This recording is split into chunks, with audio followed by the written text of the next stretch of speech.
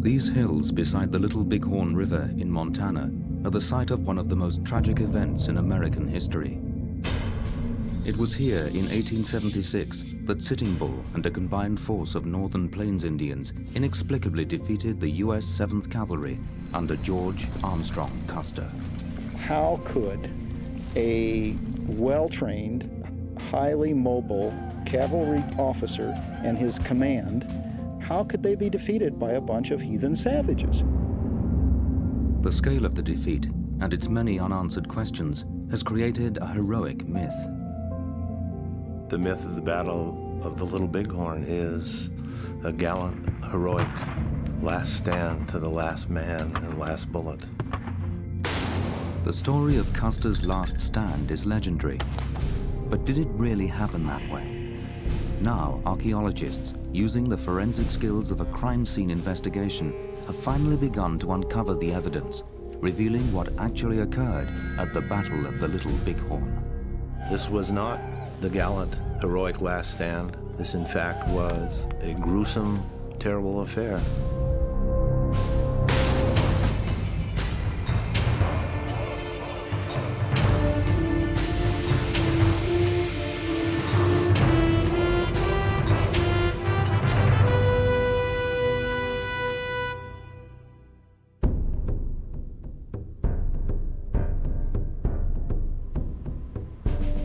The story of Custer's last stand is legendary, how the 7th Cavalry fought heroically to the last man against a horde of Indian warriors. It's been told and retold in books and films, but it has never been brought to such vivid life as in the annual spectacle staged near the battlefield in Hardin, Montana. In 1876, Custer, a flamboyant hero of the American Civil War, was already a celebrity. People like myths. George Armstrong Custer was larger than life at the time. That adds to the mythical quality of the Battle of the Little Bighorn. The myth also flourished because there were no survivors to tell the tale. In fact, there was witness testimony. That testimony comes from the oral traditions of the Lakota and the Cheyenne who fought here.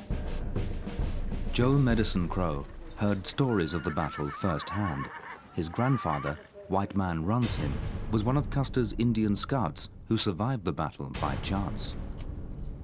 My grandfather said it was such a huge battle, covering a huge area, that no one man is able to see it all.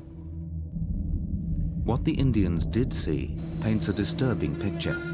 They talk of chaos and panic amongst the troopers, with no gallant last stand. But for years, their accounts were discounted as unreliable. For some reason, the white man doesn't like to hear the Indians tell it the way it was. Now, science is proving that the Indian stories are closer to the truth than the famous American legend. For thousands of years, Indian tribes roamed the northern plains, but by 1876 they were seen as a threat to the opening of the West. A military campaign was launched to force the northern plains Indians onto reservations, but Sioux chief Sitting Bull refused to give up his traditional way of life. Sitting Bull sent word to the various Sioux tribes who were already on the reservation, come back. Come to my camp for the last big fight. It will be a good day to die. After the battle, horrified comrades found 268 bodies and buried them where they lay. Today, they are commemorated on the only battlefield in the world which marks the places where men died. The Little Bighorn battlefield is unique in one specific way. It has white marble markers that indicate the location men fell in battle. The obvious one that people see is Last Stand Hill, where about 40-odd markers are placed. But as you move across the battlefield, there are a string of them scattered down the line, what we call South Skirmish Line, to Deep Ravine. And then there are just ones that are just scattered randomly, and they may indicate where men had tried to move and escape, Douglas Scott and Richard Fox have spent years investigating the Little Bighorn battlefield. Beneath the earth, they have found the evidence of how Custer was defeated. A battlefield site is like a crime scene. On the one hand, the material evidence, the bullets, the cartridges, and the eyewitness accounts, what the combatants saw and what they did in the battle. The victims cannot speak, but the recovery of a trooper's bones provides the first clues to what really happened on the battlefield.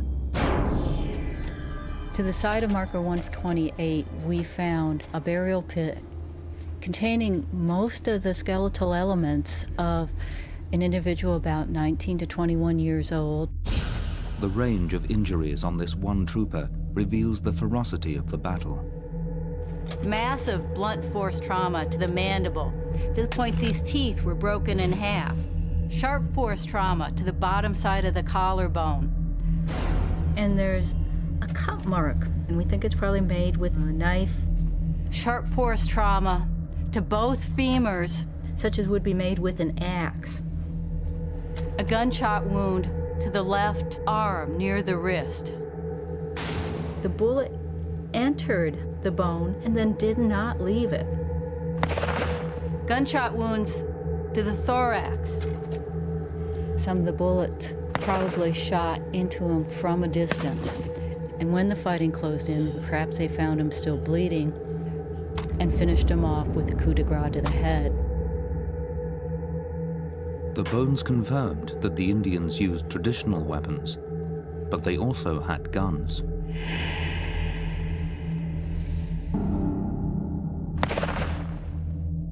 A gunshot wound to the hip would even provide the evidence for identification of another trooper. You can see the gunshot wound, and there are little pieces of the bullet that were scraped off as the bullet passed through the bone, and then continued on through the bone into the abdomen and through the large intestine. That kind of injury at that time would have been mortal. Even today, you don't mess around with a gut shot. This is a person who died of a gunshot wound to the hip, and we believe him to be Vincent Charlie. When Trooper Charlie was located after the Battle of Little Bighorn, he was found with the wound to his hips and with a stick jammed down his throat. Knowing that's the way he died, we can reasonably conclude this is Vincent Charlie. There are no pictures of Vincent Charlie, so leading forensic artist Betty Pat Gatliff is putting a human face on the past. Well, the purpose in forensics, of course, is for identification. But to law enforcement, finding out who the victim is can be the key to solving the crime. For until they know who the victim is, how do they find the perpetrator? The killers of Vincent Charlie are not in doubt, but his remains and the bones of other soldiers would show not just how they died, they would also show how they lived. And this evidence with battlefield archaeology would explain how a disciplined fighting unit like the 7th Cavalry could be beaten by a horde of Indian warriors.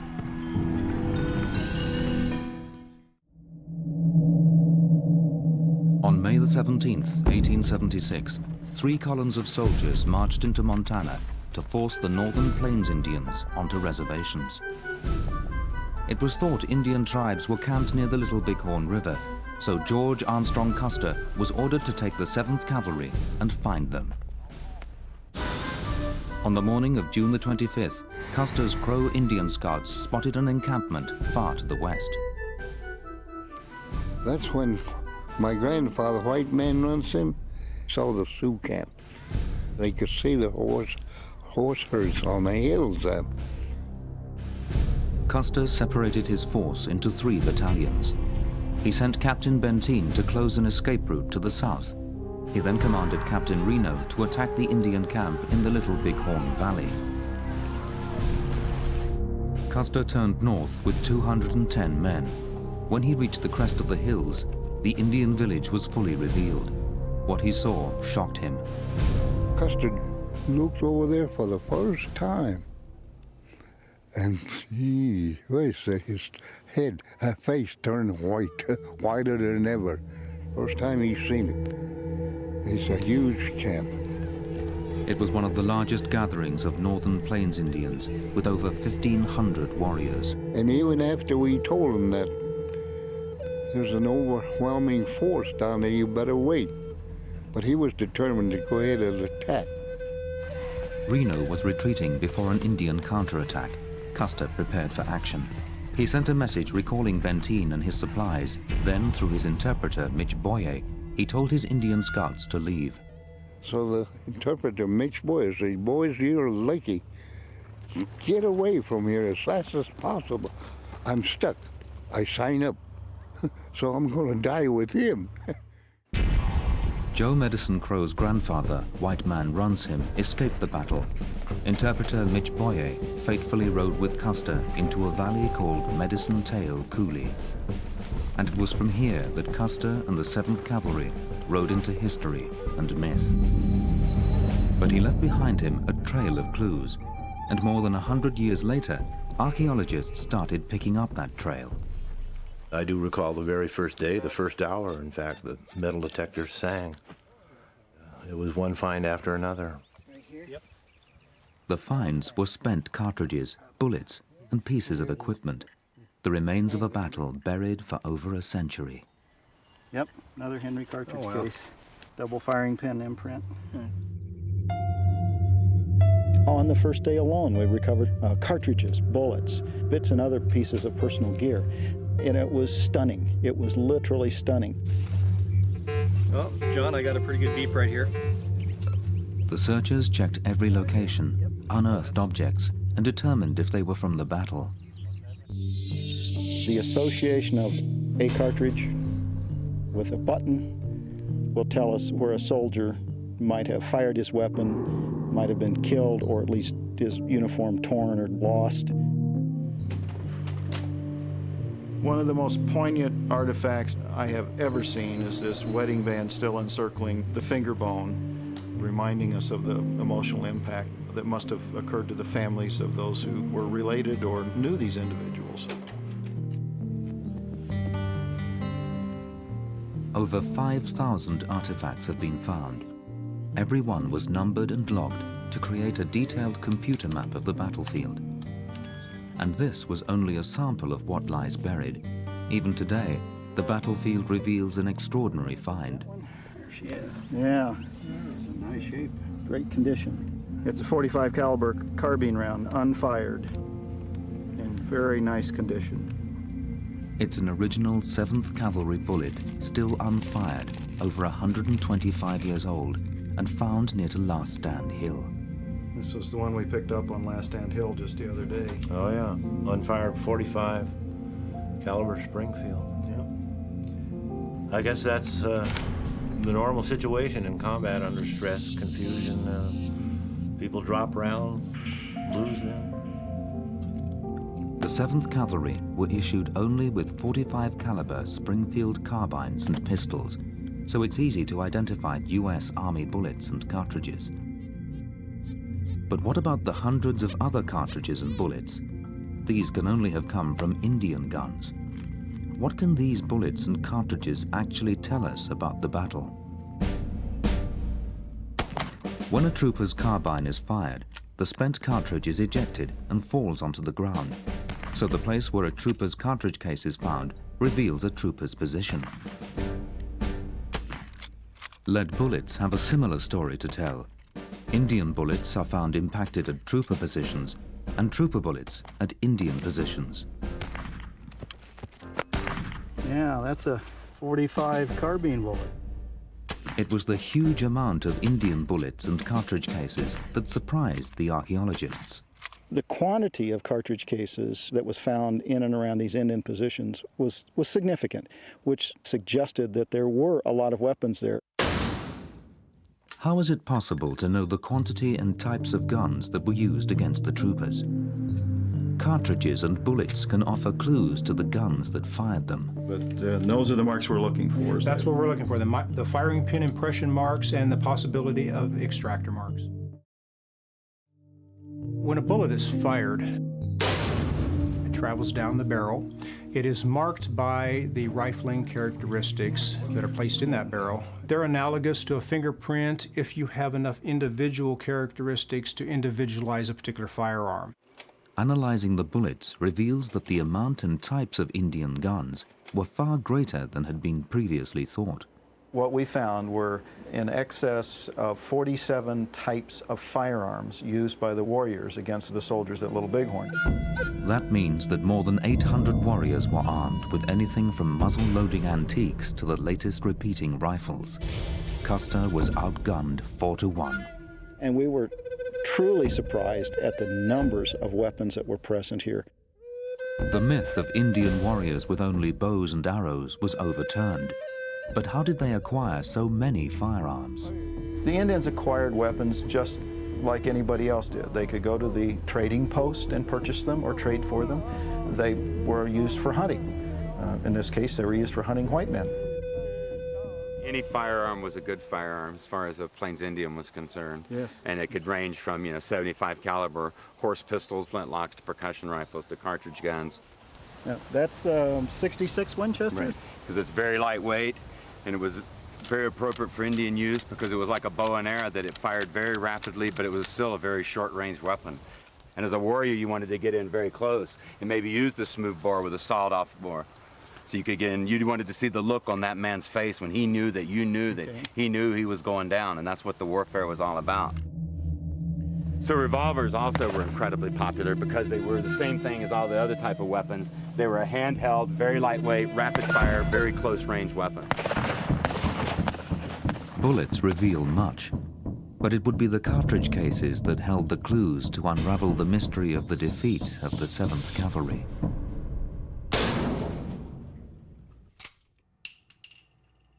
When that cartridge is fired, it is struck from the rear by a firing pin. That firing pin impression has great value in identification. Every gun's firing pin is unique, and it leaves the same impression on every cartridge case it fires. If it's possible to match cartridge cases to the same gun, it may be possible to track the movement of guns around the battlefield. And there we have 2 firing pin imprints. They're different sizes and different imperfections, and that represents 2 different weapons. If cartridges have matching firing pin impressions, they must come from the same gun. Douglas Scott cross-checked over 1,500 cartridges looking for matching firing pin impressions. It would take hundreds of hours of painstaking work. Then, one by one, he found them. Let's bring our cartridge case up we've been looking at, and the new one on the left. We have some unique characteristics up here and in the middle here that say these 2 were fired in the same gun. This one was fired at Calhoun Hill. This one closer to Last Stand Hill, about 1/4 of a mile apart, and therefore we know that weapon literally moved. It might represent a fleeing soldier, or it might actually represent the captured weapon that the Indians picked up and then turned against Custer. Many groupings of Indian cartridges lay behind gullies and ridges. What did this reveal about Indian tactics? What it told us is how the Native Americans were able to effectively use the terrain to cover themselves from incoming fire. But they were still able to pop up and get the soldiers. By connecting the cartridge cases fired by the same gun, it was now possible to see troopers and warriors moving across the battlefield. We could see that soldiers had moved very little, but the Indians were moving all about that field. An army weapon reputed to have been at the battle was test-fired to identify its firing pin impression. Amazingly, it matched to 3 cartridges, numbers 244, 240, and 175, all from different places on the battlefield. Here it is. This is the spot that we've picked up cartridge 175. This is an Army cartridge we found on this spot, and this is the only gun in the collections here that it matched. And So that gun was right here on this spot, June. 25th of June. Yeah. Trooper could have been here and pointing at a warrior that direction, or up on the hill here, or spinning around firing in that direction firing at the ridge top out here where we know there were many warriors trying to protect himself until he was struck down. And it's had a lot of use since then, I can see that. And been repaired and fixed and probably was captured. May have been used against Custer elsewhere. Really rather exciting moment. We knew we had a tool that would allow us to do something no one had ever done before with a battlefield. That tool would reveal how tactics, and especially weapons, played a decisive role in this battle. But what about the men who fired those guns? Vincent Charlie was an ordinary trooper. He was mutilated and left to die. Now forensic science is revealing his face. I sometimes think about them and their families and how they must have suffered and what might really have taken place. But they were people, they were somebody's sons, possibly somebody's fathers, you know, they were real people. What do we really know about the troopers of the 7th Cavalry?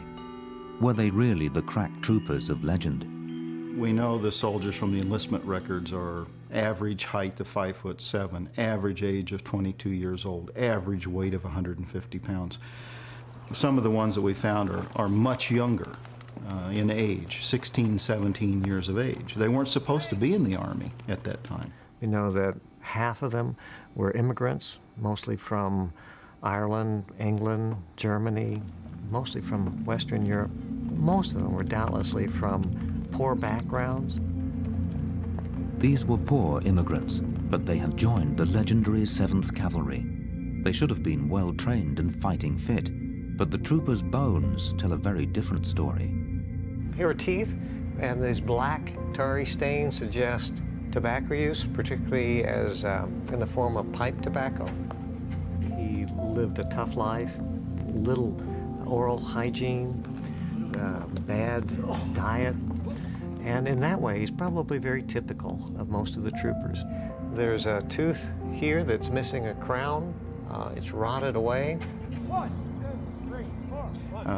We also see that they had a very rough life. We can see that, knowing that these guys had rheumatism and arthritis at the age of 22. So what we've got here is a vertebra, and you can see these depressions that indicate that disc was starting to deteriorate. And so as the troopers rode over the tough trails, these shock-absorbing structures would start to deteriorate, and they would end up with back problems. The 7th Cavalry were ill-prepared and poorly fed. Now, after weeks in the saddle, how fit were Custer's troops as they rode with him into the valley of the Little Bighorn? They were in terrible shape that morning in June. They'd ridden all night long. They'd been riding from Fort Abraham Lincoln since May. They hadn't had any rest. Their backs were hurting, their teeth were aching. They were in bad shape. It probably contributed some to the overall defeat. Forensic evidence shows that the troopers were in poor condition for a fight.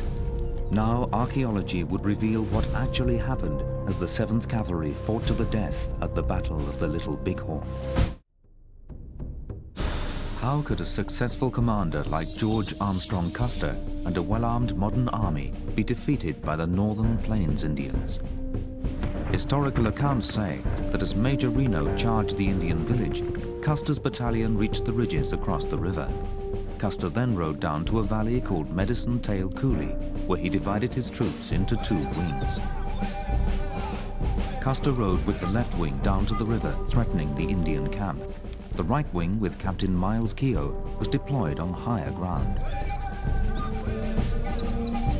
It's here that all the detective work comes together and starts to reveal what happened to the 7th Cavalry at the Battle of the Little Bighorn. Indian witnesses describe their first encounter with Custer's soldiers. From across the river, I see the column of soldiers turn to the left to march down to the river where the attack was to be made. Mrs. Spotted Horn Bull, Honk Papa Lakota. The archaeological evidence here confirms the Indian stories. The left wing that came down the river did meet some light resistance. And there's archaeological evidence of that in this flat out here. There were cartridge cases and there were personal items that were lost and counterfire from the Indians across the river. It wasn't a heavy action, no evidence of strong intensity. The reason for this was that most of the Indian warriors were still fighting Reno to the south. Unprotected, the Indian women and children fled north. Custer and his left wing of 80 troopers set off in pursuit of them. Meanwhile, the right wing's 120 men deploy near Calhoun Hill under the command of Captain Miles Keogh. At this stage, the fighting was sporadic and long distance. But surely the 7th Cavalry, even when outnumbered, had been trained to deal with any Indian attack. So how critical were their tactics to the outcome of this battle? You're going to do a little tacticking for us. Right, some skirmish lines. Yeah. Combat can be a very stressful situation. So tactics are a very, very good way to maintain cohesion and stability among the soldiers. Custer's cavalry tactics were laid out in a manual written in 1874. The horse got the soldier to the scene of the action. Then typically the troopers would dismount and fight on foot. The troopers formed a line, each spaced 5 yards apart. This was called a skirmish line. 3 out of the 4 in a squad would rush up to the skirmish line and prepare to fire. The horse holders would then lead the led horses back to a safe position behind the lines. The skirmish line could fire either on command or at will. The skirmish line was a response to the increasing accuracy of firearms. It was safer to spread men out to avoid massing as easy targets. Was there any evidence of these deployments on the battlefield? To find a skirmish line, we should expect to find cartridge cases from individual guns distributed at roughly 5-yard intervals. At Calhoun Hill, there were cartridge cases indicating the right wing's skirmish line. The skirmish line is represented by the flags, and each one of these flags is the approximate location where we found a cartridge case or several cartridge cases, each from a different carbine indicating where a soldier was placed along the line. Here, Indians, using the terrain for cover, threatened right-wing troopers exposed on their skirmish lines. And the warriors are beginning to swarm up out of the valley from all directions, particularly from here in the south. And they gain this ridge out here, and we found excellent archaeological evidence over there of a large number of warriors who are on the other side of that ridge. The Indian warrior needed no command or control. They fought individually as well-trained hunters. Most of these men being professional predators all of their life against humans and animals, you didn't have to tell them when to get down, when to hide, when to charge, when to totally take advantage of someone when they're in complete panic. The cavalry soldier was trained to fight from a distance. The Plains Indian fought up close and personal. And everything generally had a long handle on it so that on horseback, you were able to swoop down off the side of your horse and hit men that were disabled onto the ground. So they would try to knock their weapon hand out and break their wrist with one blow and then just backhand them across the forehead or on the temple like that. Fire at will! The limitations of the troopers' tactics were soon evident. Dismounted, the cavalry had no mobility, and the need for horse holders reduced a quarter of their available firepower. The United States military was trained to fight a conventional standing army, the Prussians, the French, whatever. They were not trained to fight the Great Plains Indians. So why did the U.S. Army fail to adjust to the Indian tactics? The Army was very rigid, by the book, didn't have a lot of room to ad lib. So in an open fight on a dusty, hot ridge, the conventional Army was probably at a disadvantage. As the warriors closed in on Custer's right wing, Indian accounts describe Captain Keogh's desperate retaliation. About 40 of the soldiers came galloping from the east part of the ridge, Wooden Lake, Northern Cheyenne. But the Indians counterattacked, and the soldiers fell back. Tactics were designed to control men and direct firepower. So what happens when fear and panic sets in? Under extreme duress, panic can overcome and people bunch together. So I thought that would be recognizable in the archaeological record, and there it was. There is one place on the battlefield where cartridges form skirmish lines, and nearby, a cluster of cartridges suggests that troopers began bunching in panic. And that bunching, as archaeology shows, took place right in here. Was Calhoun Hill the turning point where the battle was lost? Richard Fox combed through Indian accounts for corroboration. The archaeology indicated the transition from tactical stability to tactical disintegration. And I found that in the eyewitness testimony given by warriors who were here. The Indian accounts describe the soldiers' panic. The white men acted as if they were beside themselves, shooting wildly in the air. White Bull, Cheyenne. One of the elements that exacerbated the panic and fear that developed here was the disparity between soldiers who were mounted and those who were dismounted. And in the end, the entire right wing disintegrated. It's the evidence of matching cartridge cases that reveals the flight of guns and men away from Calhoun Hill. Captain Keogh's Company I fell here. From here, right-wing survivors fled north towards the left wing, which would eventually end up on Custer Hill. The archaeology here indicates it was a pretty one-sided affair. Not much evidence of cartridge cases on behalf of the soldiers, but lots of Indian bullets. And Indian accounts speak of a very terrible event, too. They speak of riding up and striking soldiers down, soldiers firing wildly in every way, some feigning death. Runzie enemy said it was like a stampede of buffalo. Almost the entire right wing was slaughtered on the desperate running fight to Last Stand Hill. For decades, these markers were interpreted as a skirmish line, but in the context of the Custer myth, the gallant last stand of the last man and the last bullet, probably not so. Probably flight. The battle was already lost. Custer had fatally split his command and now lost half of it. But why did the tactics and stability of Custer's right wing fail so dramatically?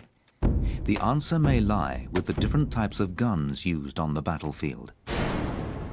This particular weapon was the primary weapon used by the 7th Cavalry troopers. What we have here is an 1873 Springfield carbine. This is a single-shot weapon, trap door. Had a range of 600 to 700 yards, which in the hands of a trained cavalryman could do considerable damage. Shoots a little high, Doug, but when you shoot this, you really are going back in time. Yeah. Range, stopping power, and accuracy made the Springfield superior to any Indian weapon. But it had one major disadvantage against the Indians' weapon of choice. And the Henry rifle is an outstanding weapon in terms of its rapid fire capability. You could load and fire cartridges in a matter of seconds. The Henry was highly effective within a 200-yard range, and the warriors eventually got within 200 yards and were able to use the Henry rifle quite effectively. With warriors in close, the advantage swung to whichever gun could fire more rapidly. A 30-second test reveals the answer. Experience as to what this was really like. Okay. Well, let's do a time check. How many can I get? How long it takes to get the 13 rounds off compared to how many you get off? Let's do it.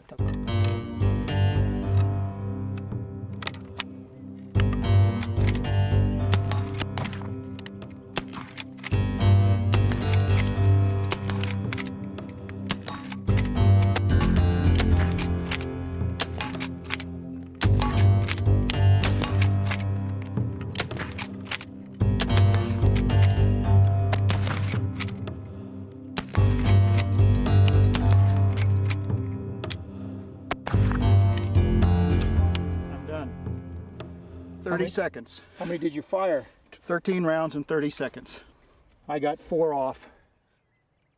At close quarters, the Henry rifle is 3 times more effective than the Springfield carbine. The troopers lost their standoff capability because of tactical disintegration. They were not able to concentrate their firepower, and as a result, the Indians were allowed to get closer and closer and closer, and consequently, the repeating weapons came into play. The end result is complete chaos on the part of the troopers. Forensic evidence shows that the Indians had over 200 repeating rifles. The amount of firepower that the Indians had, the types of weapon that they had, was the key in their defeating the U.S. cavalry in that particular battle. No question about it. At the battle, the right wing collapsed and ran in flight towards Custer and the left wing. Of the 120 men in the right wing, only 20 survived to join Custer and the left wing on Last Stand Hill. 105 men left in the battalion, half the battalion. Clearly, the defensive has begun. The offense is lost. The archaeology confirms that the Indians now had many Springfield carbines taken from dead and wounded right-wing troopers on Calhoun Hill. These guns were leveled at Custer's desperate men huddled together on Last Stand Hill. The Indian accounts leave clues that shortly after consolidation on Custer Hill, there were attempts at reorganization, trumpet calls, men shouting and barking orders. And shortly after these attempts, 40 dismounted men came rushing off the hill toward the river. Accompanying the men were anywhere from 5 to 9 riders. Those on foot took to the gully, while the mounted ones tried to get away. He-Dog, Oglala-Sioux. And they say the riders rushed south, but they also tell us that none of them ever made it beyond the battlefield. Warriors, including Crazy Horse, were swarming around Custer Hill. A few soldiers were still alive.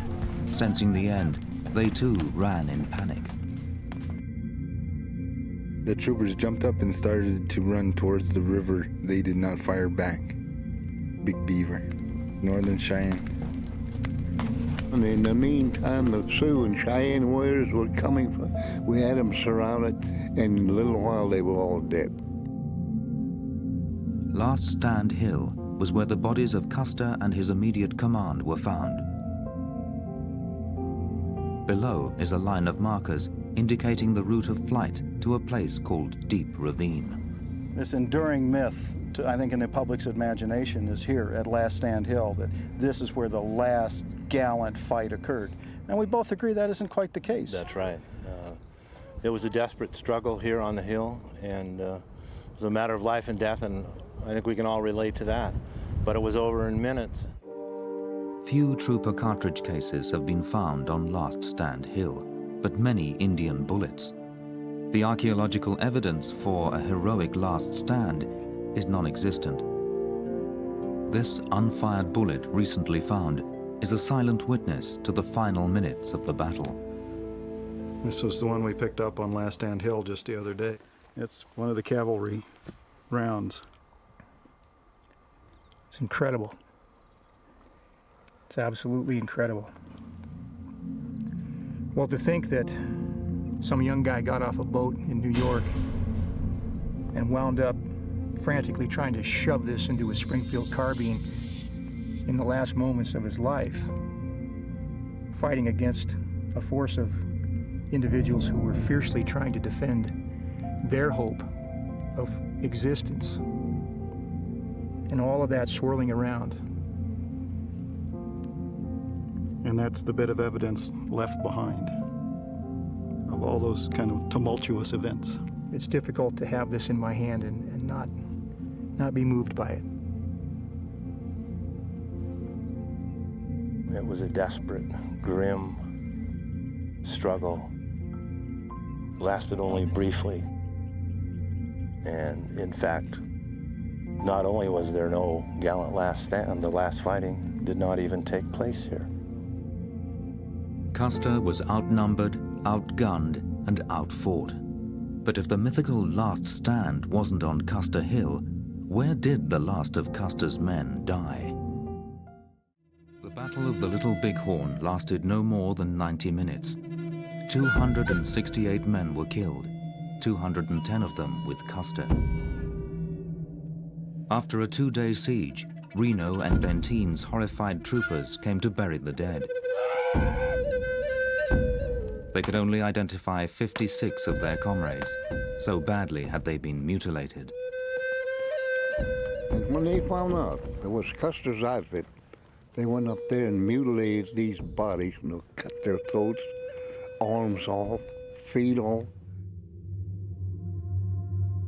The variety of injuries that we were able to see in the bone remains, in the hard tissue, were incredibly graphic. It's a skull that's been shot from the back and top. We repeatedly saw cut marks in various bones. And these are cuts that went through 2 or 3 inches of muscles before finally hitting the bone. Blunt force trauma included blows to the face, literally would shatter the skull and shatter the jaw. And you can't see them here, but there are actually cuts on the inside of the socket too, indicating that they removed the person's thigh. We would see sharp force trauma consistent with scalping, literally lifting the scalp, just repeated knife marks. These are cuts suggesting castration of the trooper. The Indians often mutilated the dead to impair their spirits in the afterlife. Now the earthly remains of 44 troopers have been found. In one case, a skull fragment would give clues to its identity. These are the facial bones recovered at markers 32 and 33. What we have are the nose and upper teeth and left eye orbit of the individual who's determined to be between 35 and 45 years of age. The wear on the teeth indicate that he, as a male, was a pipe smoker, worn his teeth down. In this area here, there was a blunt instrument blow to the face, causing the eye socket to be crushed and the nose to be broken. So we have evidence of trauma at or about the time of death. The heavy, high cheekbones suggest Native American ancestry, and the teeth themselves suggest white ancestry, indicating a racially admixed individual. The only person who fits this description is Mitch Boyer, Custer's scout, who was killed at the Little Bighorn. When the bone fragment is superimposed on a picture of Mitch Boyer, the match is uncanny. It was Mitch Boyer who saved the life of Joe Medicine Crow's grandfather when he told the scouts to leave. His remains were found below Custer Hill, near to a place called Deep Ravine. Indian accounts speak of 28 men buried there, but there are no grave markers. Was this the last stand of the Little Bighorn?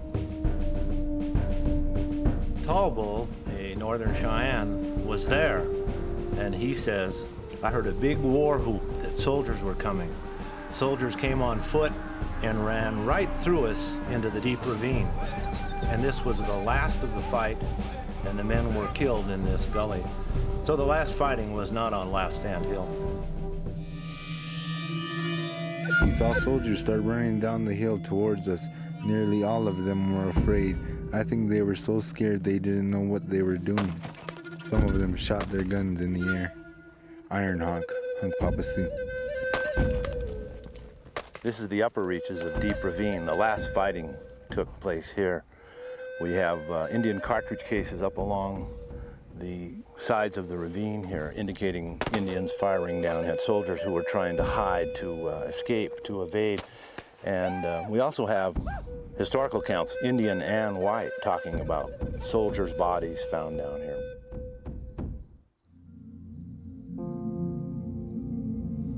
The mystery of Deep Ravine is simply, where are the men who died here?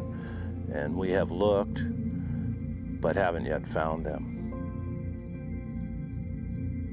Somewhere, perhaps where we're standing, are 28 bodies, maybe more, waiting to be found. must have been a frightening experience. It must have been terrible. My feeling is war is terrible. It's a horrible thing, and people had to die. People had to defend. Too bad it had to happen that way. The last fighting was a deep ravine, not Custer Hill. There was no heroic last stand. We believe this to be Vincent Charlie, a soldier who died at the Little Bighorn. He represents one of 268 men killed at the Little Bighorn. He was foreign-born, just like 40% of the soldiers were, Swiss immigrant. He's a little taller than average at 5'10", give or take a little bit, and he's a little older, in between 25 and 30 years of age, when most were only around 22.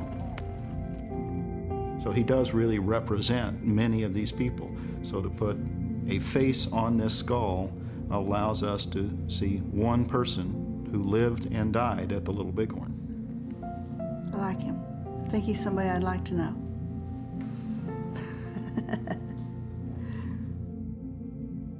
Vincent Charlie is now reunited with his fellow troopers in the mass grave at the Little Bighorn battlefield. Custer's remains are said to lie at West Point. More than 50 Indian warriors and an unknown number of Indian women and children also died that day.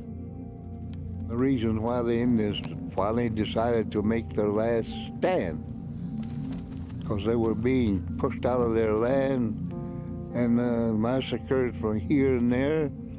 So it was Sitting Bull's last stand, not Custer's last stand. The work of Douglas Scott and Richard Fox has confirmed the Indian stories. Now, after more than a century, the battlefield recognizes not just their oral history, but also their fallen dead. In June 1876, Lakota and Cheyenne warriors defeated Custer's 7th Cavalry, but their victory was short-lived. Never again would the Northern Plains Indians have the freedom of the plains. It was the beginning of the end of their way of life.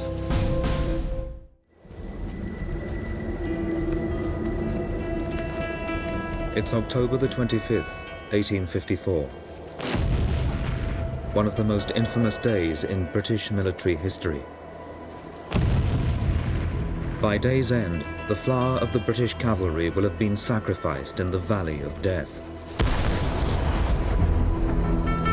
A suicidal charge against powerful Russian guns after Britain's cowardly allies had fled.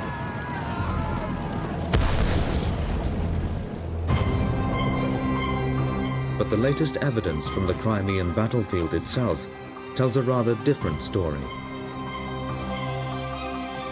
The charge of the Light Brigade against the guns at Balaclava was a pointless charge against something that was not a tactical or strategic objective. It seems the legends of the Noble 600 and the Thin Red Line are far from the truth. And the story of the soldiers who actually saved the day lies untold. If it weren't for the sacrifice that those men made, it is quite likely that the British forces would have been driven back to the sea. Now, powerful new technology and groundbreaking historical detective work are shedding crucial light on the events of the charge of the Light Brigade.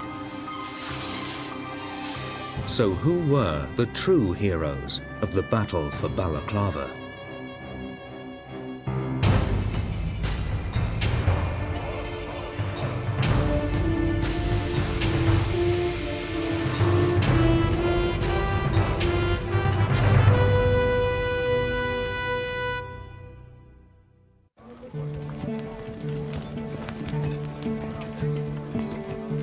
In October 1854, the Crimean War was 6 months old. The British and their allies, the French and the Ottoman Turks, were aiming to break Russian military power in the Black Sea by destroying the major naval base at Sevastopol. The Allies had expected to capture it quickly, but Russian resistance was strong, and instead of swift victory, they faced a bitter siege. Now it was a moment of crisis for the Allies. Russian troops were threatening to relieve the pressure on Sevastopol by striking at Allied supply lines. Their objective, the vital British harbour of Balaclava. Behind me is the entrance to Balaclava harbour. Everything the army needed had to come into this harbour, just over here, and be sent up from here to operations against Sevastopol and the army. With the bulk of Allied troops needed for siege operations, Balaclava was vulnerable. Its defense was a line of 6 earthwork forts known as redoubts. They were sited along a low ridge called the Causeway, which separated 2 shallow valleys, south and north. If this place fell, or if it was hazarded in any way at all, it would be the equivalent of cutting the throat of the British Army here in the Crimea. Manning the 6 vital redoubts were lightly armed Allied Turkish soldiers of the Ottoman Empire. They were the first line of defense, intended to give early warning of any Russian advance. But miles from their nearest support, an attack would leave them isolated and cut off. They were to play a crucial role in the Battle of Balaclava. Yet of all the events that day, one is remembered above all: the charge of the Light Brigade.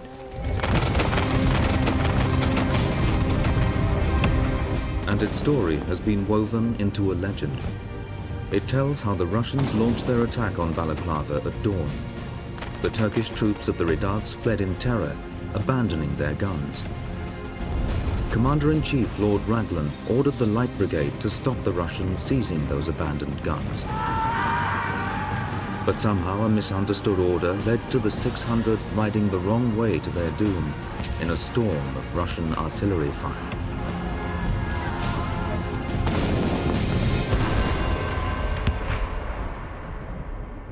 But not everyone believes things happened quite the way of the legend. Popular history would suggest that the men of the Light Brigade were the great heroes of the Battle of Balaclava, but militarily and honestly, I think the true heroes of that battle were the men who defended No. 1 Redoubt on Comrabair's Hill. At the eastern end of the causeway, Can Roberts Hill, site of Redoubt No. 1, was the key to the line of redoubts. If it was captured, the other redoubts would be outflanked and would fall like dominoes. Realizing this, the Russians began their attack on Balaclava harbour with an overwhelming assault on Redoubt No. 1. The task of holding this vital defensive position was left to just a few hundred Ottoman Turks. In the outcry following the Light Brigade disaster, the British press, hungry for scapegoats, derided Turkish soldiers as hopeless incompetents. In the Black Sea. But Mike Hargrave Mawson would like to prove that the truth is very different. Mike is a member of the Crimean War Research Society. They're determined to find out what really happened in the fight for Redoubt No. 1. First, they need to find it. Working alongside the society is archaeologist Phil Freeman. He'll search for evidence on the ground. Mike and the others give him an idea of what he should look for.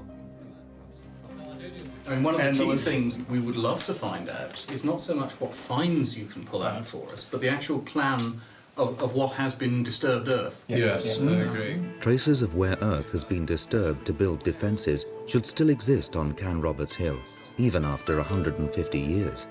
To look for them, Phil will use groundbreaking new technology. High-resolution satellite imagery from the new generation of commercial satellites like Iconos is revealing the landscape of the Battle of Balaclava in astonishing detail for the very first time.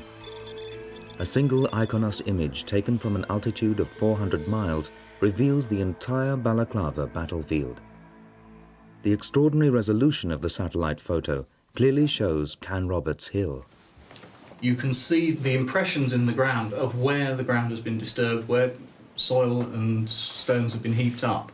By enhancing it, you could see. But Phil also needs to know details of the redoubt's layout. It'd be interesting to have some idea of how the the redoubt would be laid out internally, what kind of structures we could expect to see inside it? Nothing. Nothing at all? Tent accommodation? No. No. It was a very crude defence thrown up very quickly. If you read the accounts, both from the Russian side and from the Allied side, it was perfectly easy for the assaulting troops simply to jump over it. My impression is... Research into the Crimean War is now being revolutionized by the opening up of the Ukraine and the possibility of exploring the battlefields. This is the great opportunity where they're welcoming us in to get in there and seize the day. With the satellite imagery and the Society's specialist advice, Phil and his team will be the first archaeologists to search for clues as to what actually happened in the opening minutes of the Battle of Balaclava 150 years ago.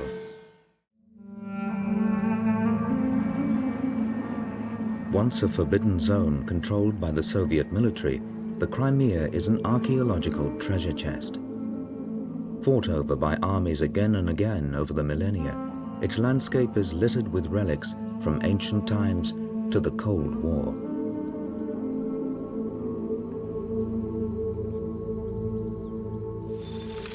Armed with the satellite imagery, Phil Freeman and his team arrive at Canroberts Hill to search for evidence of the Turks' role in events leading up to the fatal charge of the Light Brigade.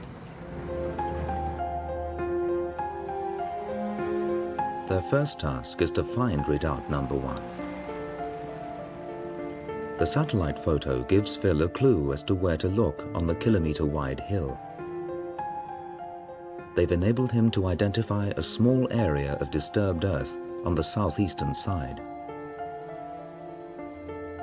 But it's not so easy to pick this area out at ground level. Having been guided in by cutting-edge science, the team then need to employ more traditional techniques. An accurate terrain survey will help reveal the disturbed areas in the landscape. Well, we're standing on top of Canroberts Hill, and as you can see as we look round, see that the site is a mishmash of banks and ditches. The problem for us is that there is a considerable quantity of this sort of earthwork activity going on.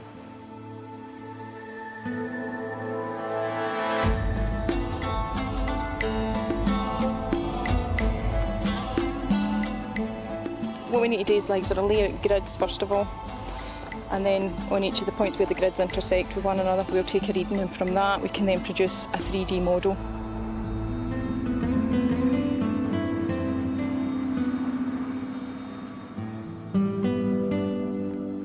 Whilst the survey continues, Phil goes to look at another Crimean War redoubt nearby.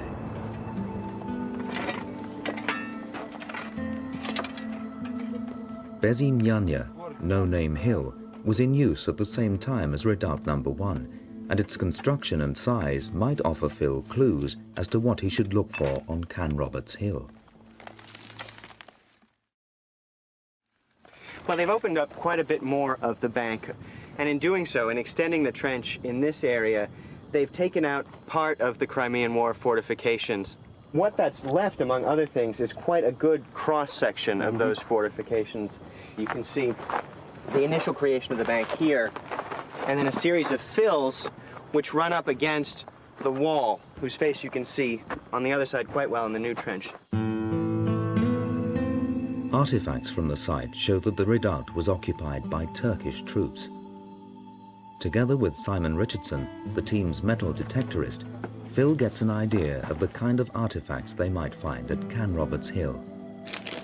That musket ball. It's a bullet. Bullet, right. And these are the buttons. You know the regiment? Yes, it is. The 7th. Anything else? Yes, a small Turkish pipe. Obviously, we can't find those with a detecting survey, but they should be lying around as surface finds if we're going to, if we're lucky. Surface finds. And we have a plate there with a Shako plate. 41st. And there's also one other find that we've heard, which I know about, and it's this. Oh, wow. It's a silver coin, believe it or not, despite the colour, and it's been pierced. It's been reused either for jewellery or for people keeping their cash on their neck.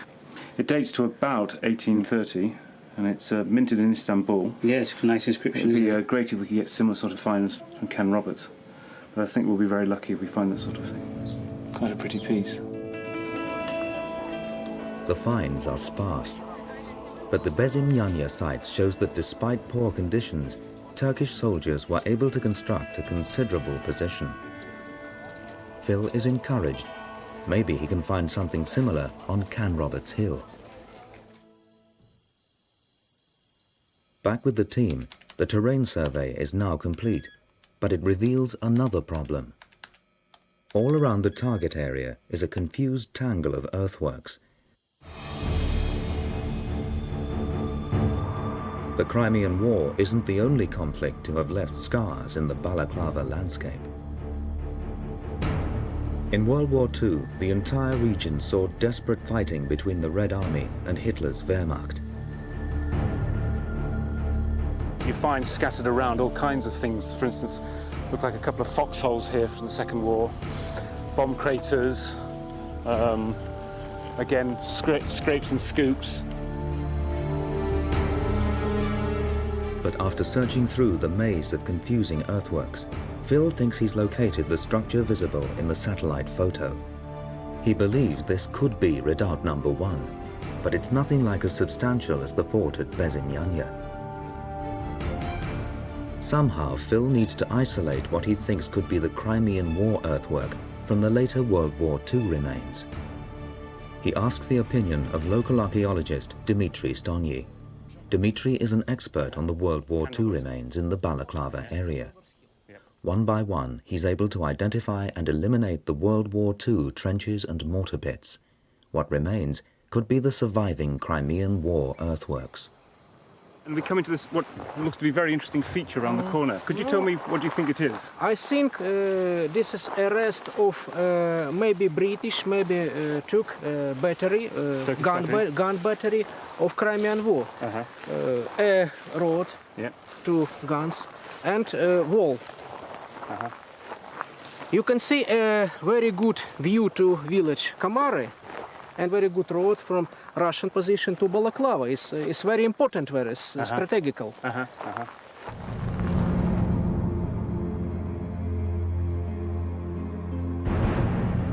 Phil is confident they've at last found Redoubt No. 1. Less than 40 meters long and 15 meters wide, it's little more than a gun platform cut into the slope, defended by a shallow bank and ditch, overlooking the vital narrow pass down to Balaclava harbor. It would have left the Turkish soldiers desperately vulnerable, with little shelter against attack. Phil now needs to search for evidence of the Turkish soldiers and their struggle to defend the position. But there's a problem. World War II has left another legacy. We're getting things like clips, shells, we've got webbing, clothing lying around. A piece of a cannon shell there, a human toe bone there, Russian cartridges. There's must be a couple of thousand here laid on the floor. I mean, it's a problem as far as a metal detecting survey goes, because in this particular area, it's so, I mean, it's just a blanket covering. To get through this dense layer of material, it's going to be very, very difficult indeed. Though he fears it will be an uphill struggle, Simon begins his painstaking search in the Redoubt.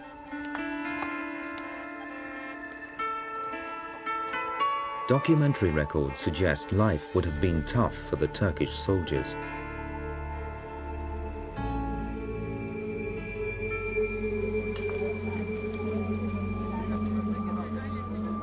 It must have been like hell on earth. Here they were dumped in the autumn or winter of a particularly miserable climate. It was cold, it was wet.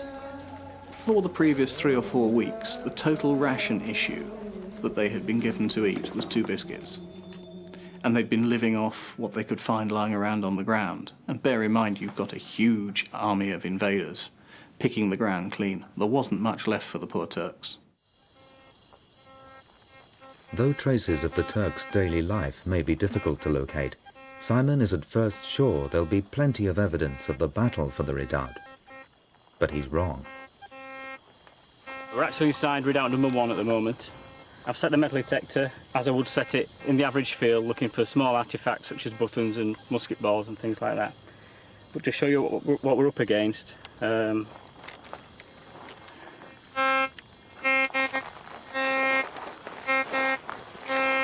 as you can hear, there's a complete covering of ferrous material.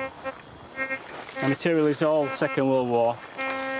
And to try and penetrate this and pick out minute finds such as pistol balls, very, very difficult indeed. Nearly impossible. Frustrated, Phil and Simon decide to change their search area.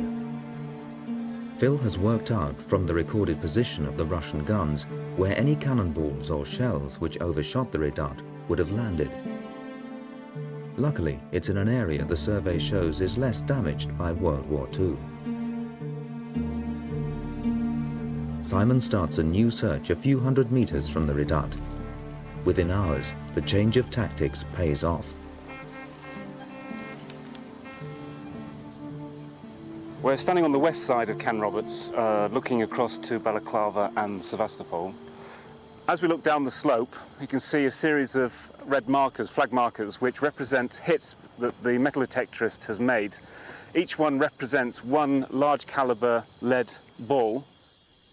There's something about the spread of these finds that seems significant.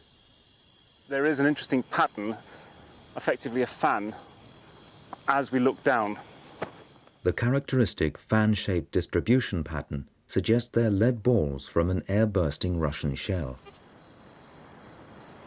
We found quite a spread, 13.5 pieces, which we're fairly certain this is from a spherical case shot, which is a hollow cannonball set with a fuse, so it bursts in the air over cavalry or infantry. Quite a devastating weapon. When I found the first one, I was very excited because I knew more or less what it was. And then when the second one came up, I knew it wasn't just an isolated find, and that had a good chance of finding more and more. This shell must have overshot Redoubt No. 1 and exploded on the other side. The first solid evidence of the devastating kinds of weapons the Turkish troops on Can Roberts Hill faced. The Russian attack on Redoubt No. 1 began at dawn when a massed battery of more than 30 heavy cannons opened fire. Historical documents show that the 600 Turkish soldiers were likely armed with only 3 British cannons. As the survey has revealed, they not only faced devastating shell fire, but their redoubt was little more than an earthen bank a few feet high.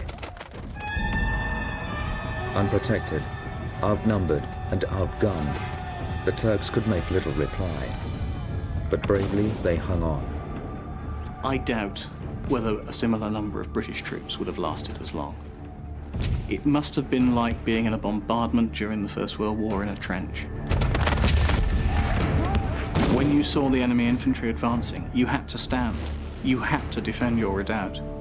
And they did. In the outcry following the charge of the Light Brigade disaster, British newspapers ridiculed the Turkish troops. But the evidence shows they must have been disciplined and well led. Dr. Firuz Yassemi is a specialist in Middle Eastern studies.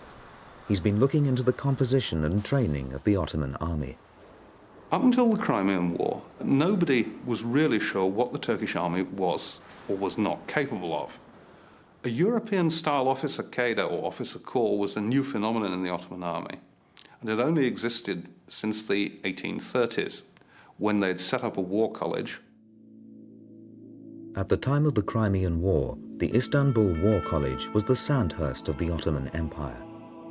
Far from being ramshackle and incompetent, the Turkish army of the 1850s actually had a higher proportion of trained officers than the British army.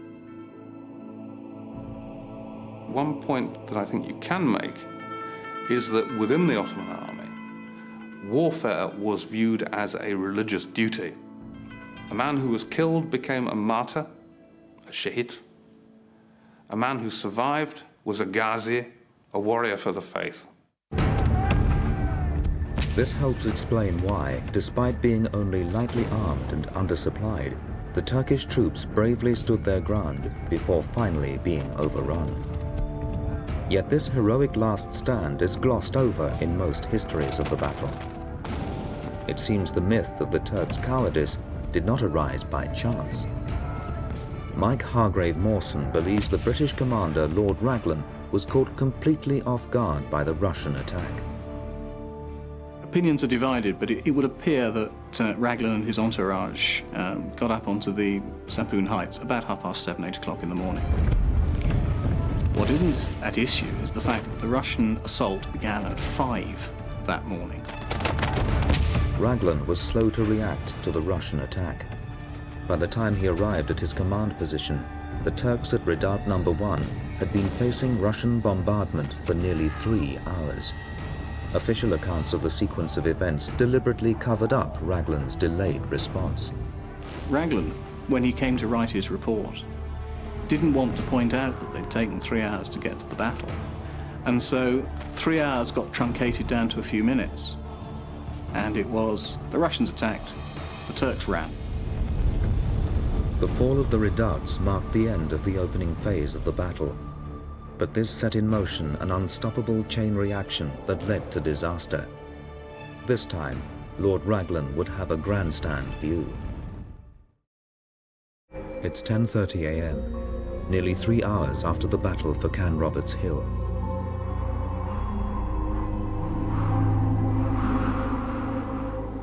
After No. 1 fell, redoubts 2, 3, and 4 followed like dominoes.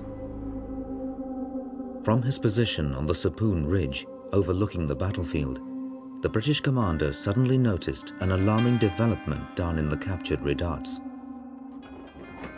Lord Raglan can see that the Russians are bringing up engineering equipment and putting tackles on the British guns that the Turks have had to abandon.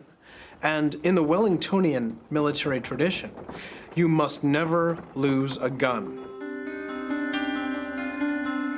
Panicked into immediate action, Raglan ordered the Light Brigade to advance to try and stop the Russians taking away the captured guns.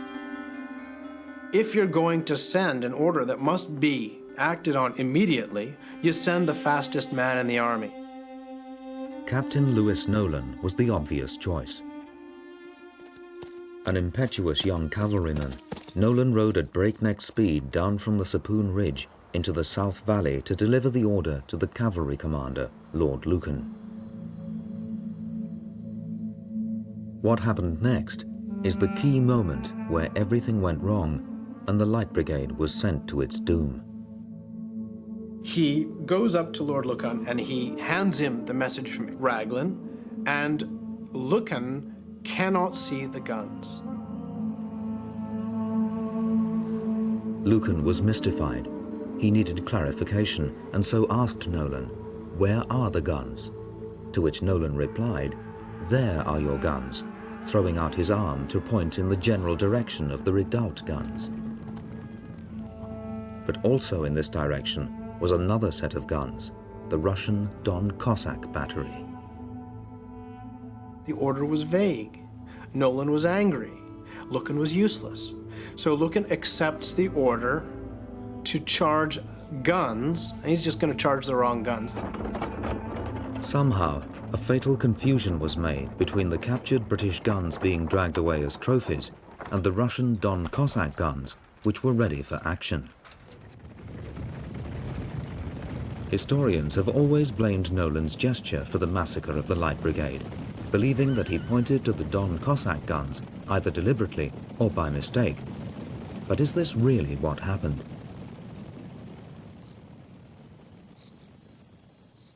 Richard Rutherford Moore is a battlefield explorer and guide.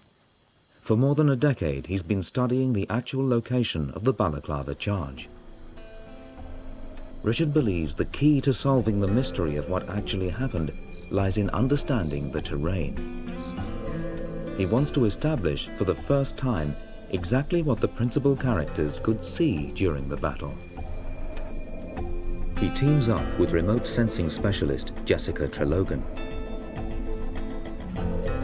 Through her work at Bezimianya, she's completed the first terrain-accurate survey of the Balaclava valleys.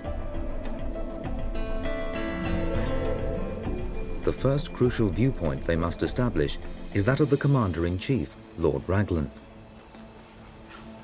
Finding Raglan's command position up on the high Sapoon Ridge will take some detective work. A clue lies in the work of Roger Fenton, the world's first celebrated war photographer. This photograph was taken after the battle from Raglan's command position. Maybe this will help them find the spot. That bend is roughly where Redoubt number 2 is. In the foreground, we've seen these enormous rocks. We're looking off towards Balaclava. So this rock should be somewhere on this crest, within about 100 meters of where we are, 50 meters either side. In 1854, there were no trees here, and so the viewpoint takes some locating amidst the dense undergrowth.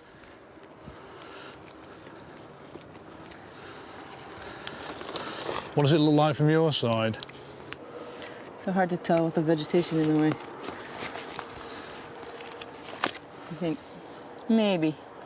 Satisfied that they're within meters of the spot where Raglan watched the charge of the Light Brigade, Jessica records the position.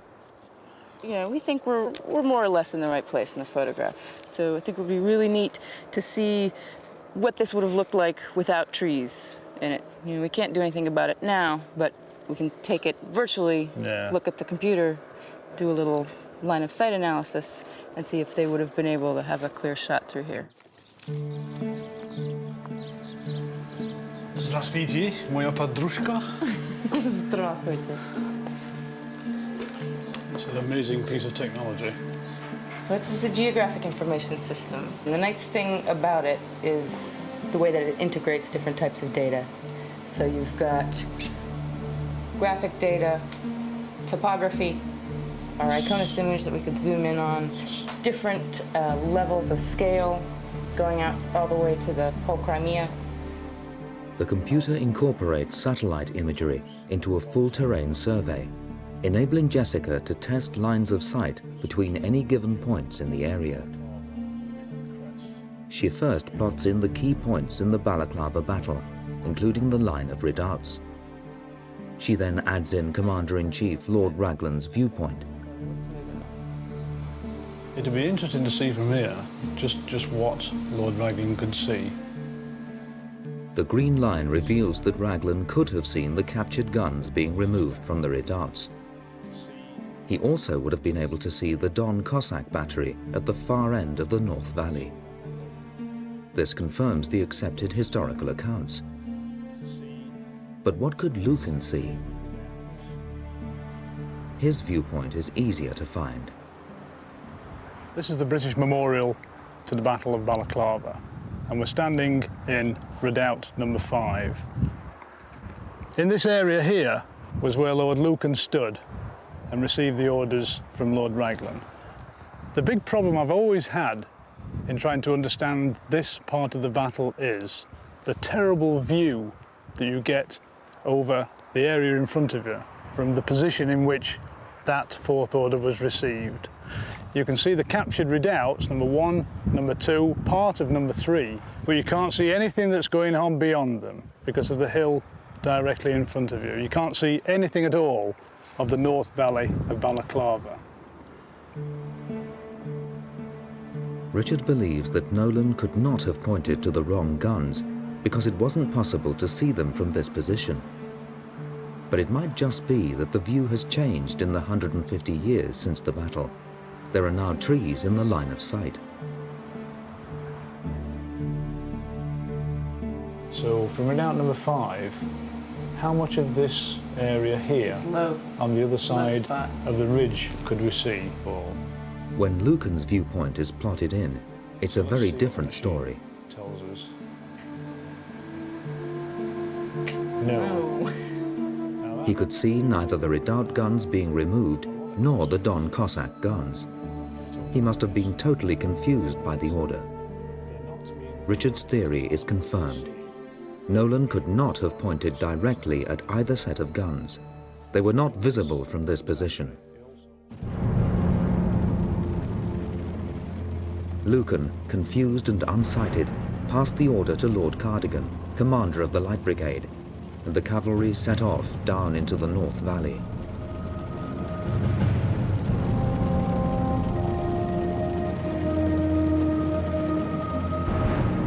At first, there didn't seem to be a problem. Raglan looks down and he sees his Light Brigade moving off along the valley floor. So far, so good. Nolan, who knew which guns the Light Brigade was supposed to be going for, is also thinking, fair enough. We're moving off down the valley, we're going to go to the redoubts and we'll stop the Russians carrying off British guns. Suddenly, Nolan must have finally realized something was very wrong. There comes a point where, for some reason, Nolan rides out in front of the brigade and heads off towards the Causeway Heights. Raglan expected, Nolan expected Cardigan to turn right. Nolan rides out in front of Lord Cardigan, going, three's right, turn to the right in threes. And Cardigan doesn't understand what Nolan's shouting about. He thinks that Nolan, who is an arrogant son of a sea cook anyway, is trying to lead the charge himself, and Cardigan just puts his head down and keeps charging. The Russian guns at the same time hear fire. One of the 18-pounders sends a shell over, and it explodes exactly where Nolan is at the time. A shell splinter goes straight across his chest. He emits a loud shriek. His sword falls from his hand, and eventually he tumbles from his horse to be ridden over by the ranks of the Light Brigade after him. Nolan was the man who'd set the charge in motion. With his death, the last hope to avoid disaster was gone. So what Raglan sees is one half of his cavalry force charging in the wrong direction. And worse than that, Raglan sees half of his cavalry charging to certain destruction. There was now nothing anybody could do as the Light Brigade ploughed on down the valley like a runaway train. The Russian gun batteries around the valley opened fire.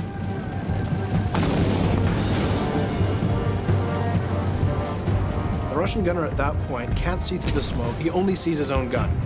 But the Russian gunners, even through the noise and the shock of serving their pieces and firing their guns, could feel the rumble coming up through their feet. A subsonic rumble.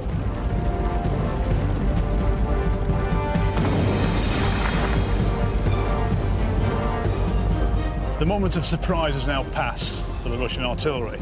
The Light Brigade are getting very close to the guns. There's going to come a point where the charge will be blown, the lancers will come down, the swords will go out, everybody will dig their spurs in and hit the target.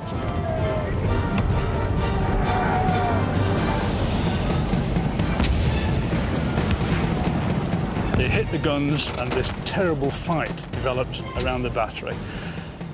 One British trooper said, the entire place was like darkness. It was like fighting at night. It was surrounded by an inky blackness of gun smoke, clashes of swords, men shouting, horses screaming.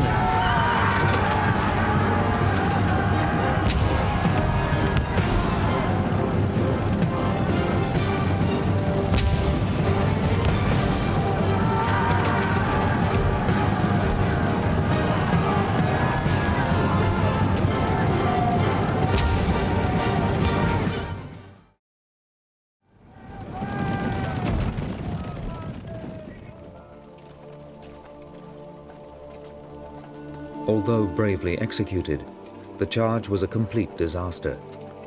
Commander-in-Chief Lord Raglan and the rest of the British Army could only look on in stunned silence as one by one, the remnants of the devastated brigade returned back up the North Valley. But what happened to these survivors?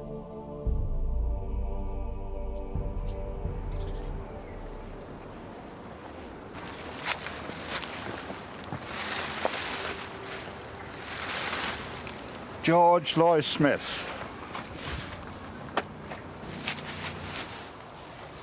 the last who returned up the valley after the charge of the Light Brigade at Balaclava. Ken Horton is the world's foremost expert on the men who made up the Light Brigade. He spent more than 30 years tracking down the amazing stories of the individuals who took part. Troop Sergeant Major George Loy Smith of the 11th Hussars is one of the most celebrated among the survivors. This is an amazing collection of stuff. How remarkable to save all this. Piece of Russian black bread found on the battlefield at Alma. Looks a little toasted now. Loy Smith's extraordinary collection of Crimean War artifacts includes the actual jacket he wore in the charge, complete with the button he took from a man in the Russian 11th Hussars. This is Loy Smith's own tunic, and it's pretty well identified by the tag. There, in fact, is the Russian button and the number 11 on it. This button was cut off the jacket of one of the 11th Russian Hussars at Balaclava. Amazing, isn't it? It was during the course of this painstaking research that Ken uncovered a startling fact that would change the accepted story of the Light Brigade. He'd found the truth behind one of the most enduring myths of the Noble 600.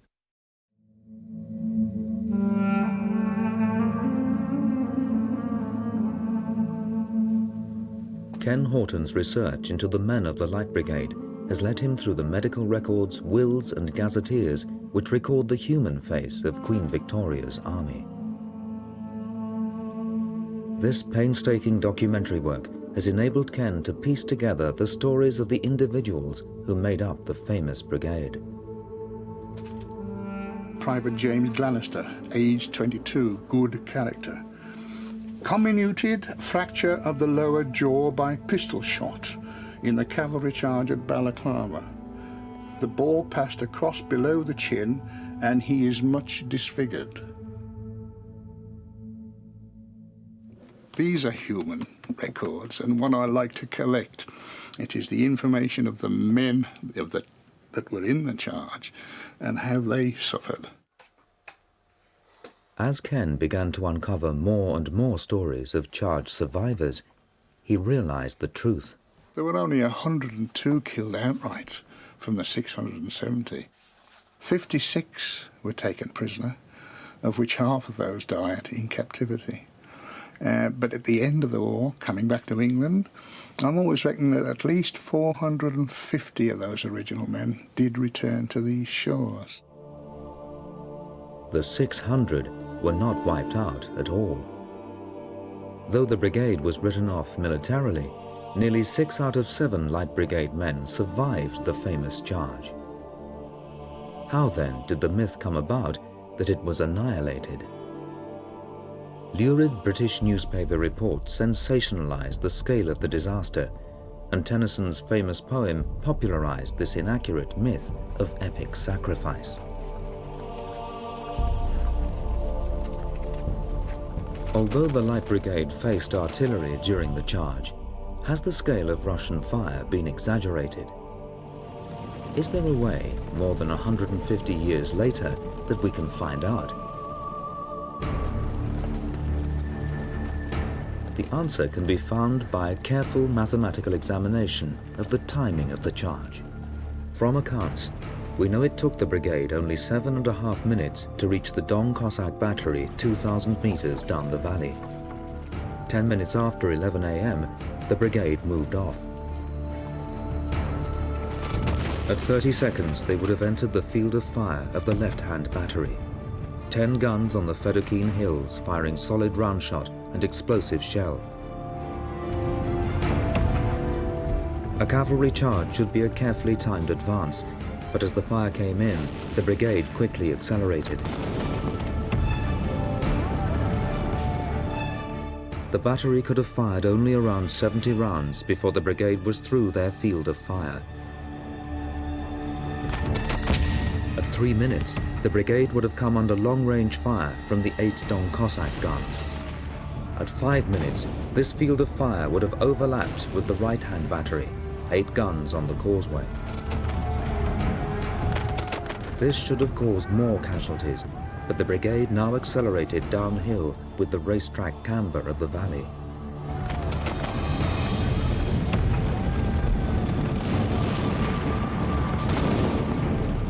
At 6 minutes, the crossfire would have ceased as the brigade neared the end of its charge, and the causeway guns held their fire to avoid hitting Don Cossack gunners. At 7 minutes, the brigade would have been within point-blank range of the Don battery. But the Russian gunners were at a disadvantage, unsighted by their own gun smoke. They would have fired only approximately 100 rounds before at 7.5 minutes, the Light Brigade hit them. In total, the 26 Russian guns can only have fired around 200 shots.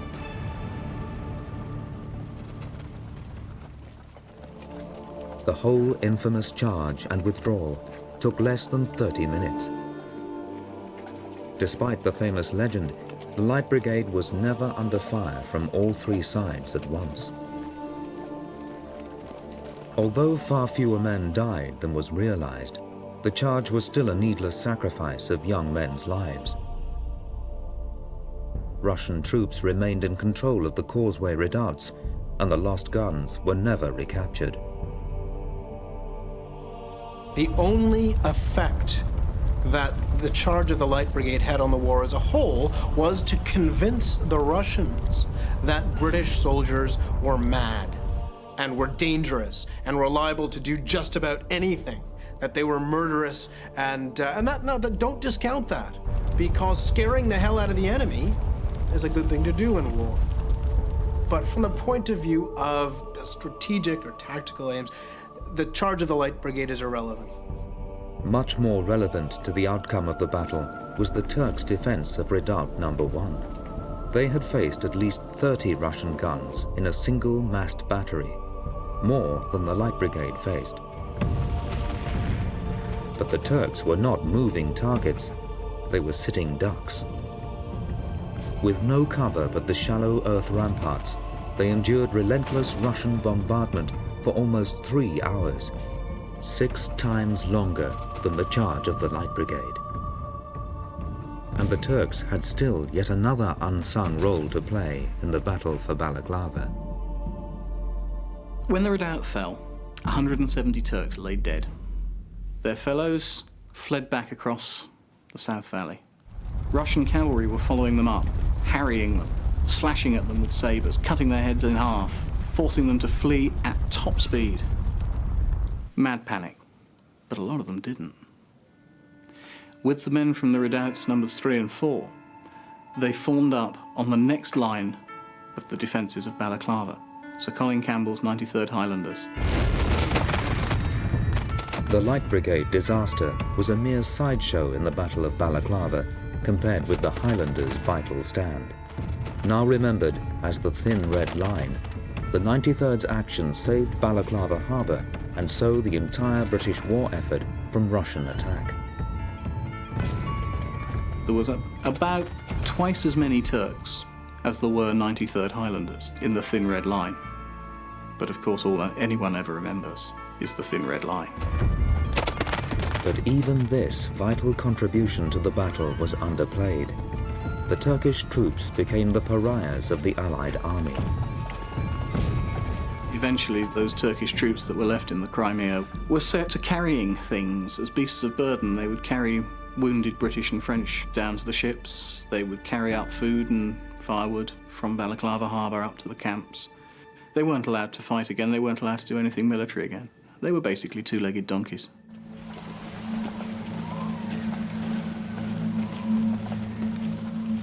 Those who remained of the defenders of Redoubt No. 1 did not survive the terrible Crimean winter. Whilst the charge of the Light Brigade passed into legend, the story of the Turks slipped into oblivion on the barren, steep slopes of Canroberts Hill.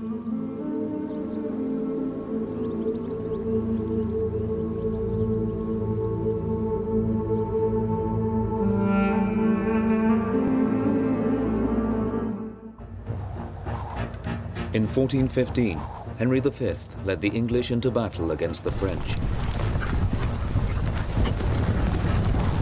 We few, we happy few, we band of brothers. Shakespeare made Agincourt a legendary victory, England's finest hour.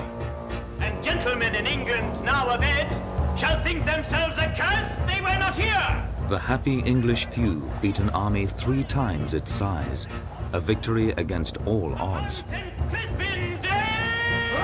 Hardly any English were killed for the kind of engagement it was, whereas for the French it was a carnage. Historians have always put this triumph down to the most feared weapon in Europe, England's trump card, the longbow. But new research is beginning to tell quite a different story. Experts in geology, crowd dynamics, and engineering are piecing together a new picture of what happened in 1415. The longbow wasn't enough on its own to win the Battle of Agincourt. So how did such a small English army defeat the overwhelming numbers of the French nobility?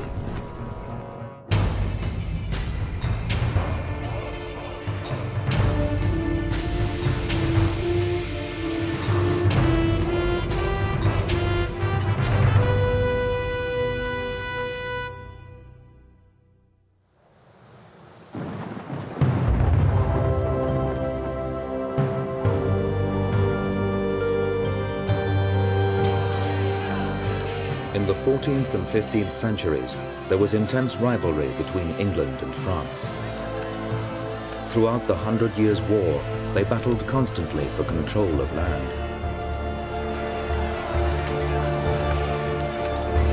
At first, the English gained the advantage with decisive victories at Crécy and Poitiers. But by 1415, they were looking back on a generation of defeats. Henry V was the 28-year-old king of England. Although young, he was an experienced warrior. He decided to win back some English pride. Henry started well, taking the northern French port of Harfleur. And as winter approached, he began a victory march back to England. But on his way to Calais, he came face to face with French troops.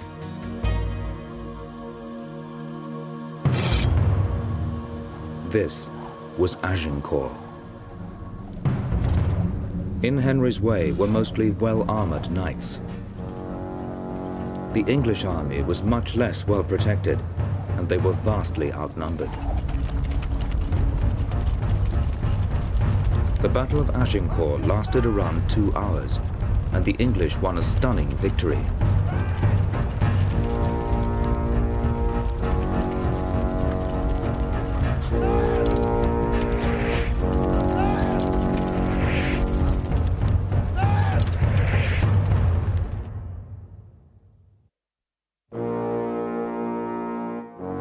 At day's end, many thousands of French knights lay dead, victims of the English longbow.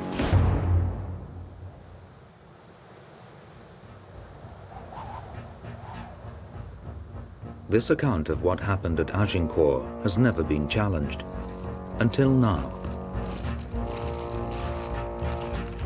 It's a huge piece of work. So what do you think? Pretty impressive. Simon Richardson and Tim Sutherland are battlefield archaeologists and experts in medieval warfare. They're the first people to systematically investigate the terrain of Agincourt.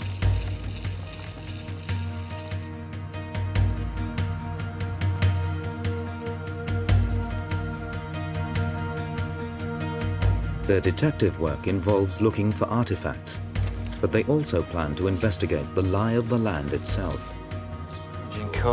For landscape is often crucial to the outcome of a battle. In 600 years, this landscape has changed relatively little. Then, as now, there were 3 villages: Maisoncelles, Tramcourt, and Agincourt. Between them was the main road, It was along this road that Henry was leading his troops north to Calais. He found his way blocked by the French army, assembled to the north of Azincourt. Henry set up camp at Maisoncelles. This is the area where the battle took place. Can clues to the English victory be found in the topography of the battlefield itself? If you look at the contours on the map, they seem to drop off relatively steeply on either side. Tim and Simon are looking to see if there is anything unusual about its shape. From here it looks relatively flat, doesn't it? Yeah, I think it's quite deceptive because the ground looks generally flat, but it drops away there down into Azincourt. And again, you can see it dropping off significantly, so only see the top of the church from here. So it obviously drops down into Azincourt. Yeah. Although at first sight the battlefield looks wide and flat, Tim and Simon soon discover something intriguing. On either side, the land falls away quite sharply. I can just see your arms waving up there now. This means the space for fighting on this deceptively flat field would have been restricted, which could be significant. But just how significant depends on how many men were on the battlefield at Azincourt that day. History records that the English had a much smaller army than the French. But is this an exaggeration, part of the myth of their glorious victory?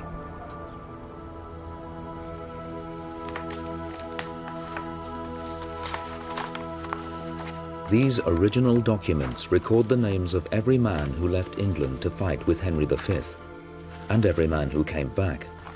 This is a tremendous roll. I mean, it's not only tremendous in what it tells us, but also, as you can see, in its size. It kind of goes on forever. All the troops who went to Azincourt had their details recorded on one of these medieval muster rolls. From them, Anne Curry can work out how many men fought on the English side.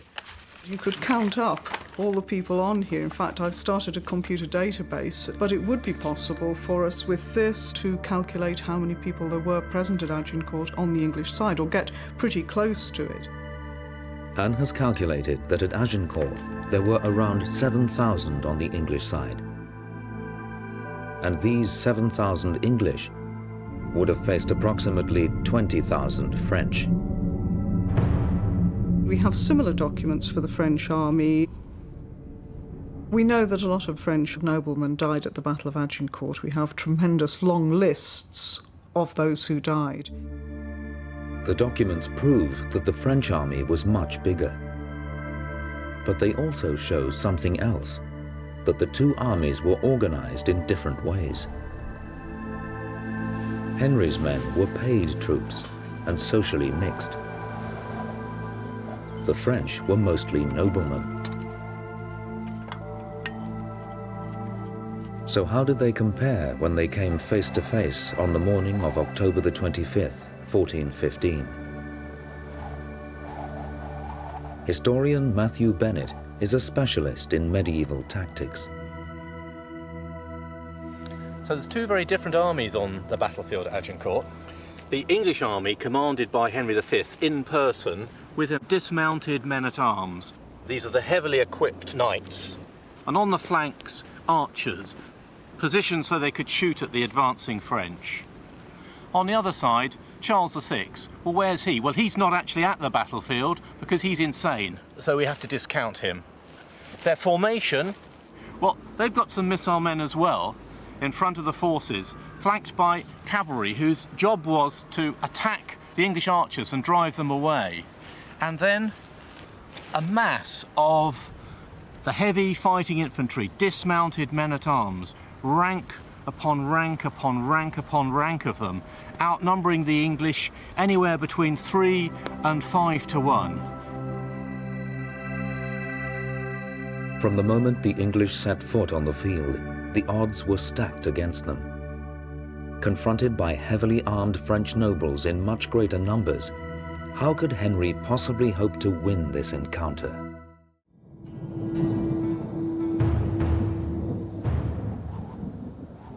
On the morning of the 25th of October, 1415, Henry V's 7,000 men prepared to face 20,000 French on the battlefield of Azincourt. Legend has it they would stand up to a formidable cavalry charge and mow it down with a hail of arrows.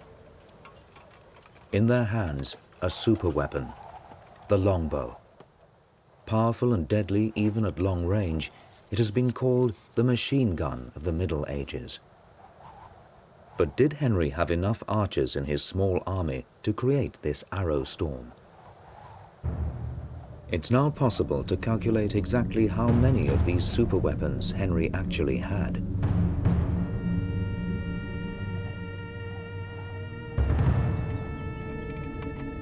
Sir Thomas Erpingham was the man who gave the orders to release the famous hail of arrows. Like all Henry's men, he had to pay for every single man and piece of equipment he took with him on campaign. Perhaps one of the most fascinating sources that we have for the Battle of Agincourt are sort of little bags like this one here, made I think out of sheepskin with it sort of shaved off, like a sort of dolly bag. And we have a whole array of documents concerning Sir Thomas Erpingham's service at Agincourt. Amongst the documents Sir Thomas kept is this one, the actual contract he signed with King Henry, which still has the royal seal. The contract shows how many of each type of soldier Sir Thomas agreed to bring on the campaign. And we can see on here that Sir Thomas was to bring along 2 knights, 17 esquires, or men-at-arms probably, as we see them described in other sources, and 60 archers.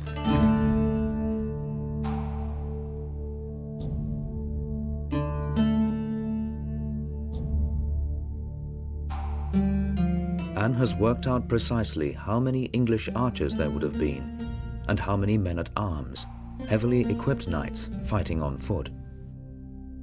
The comparison is surprising.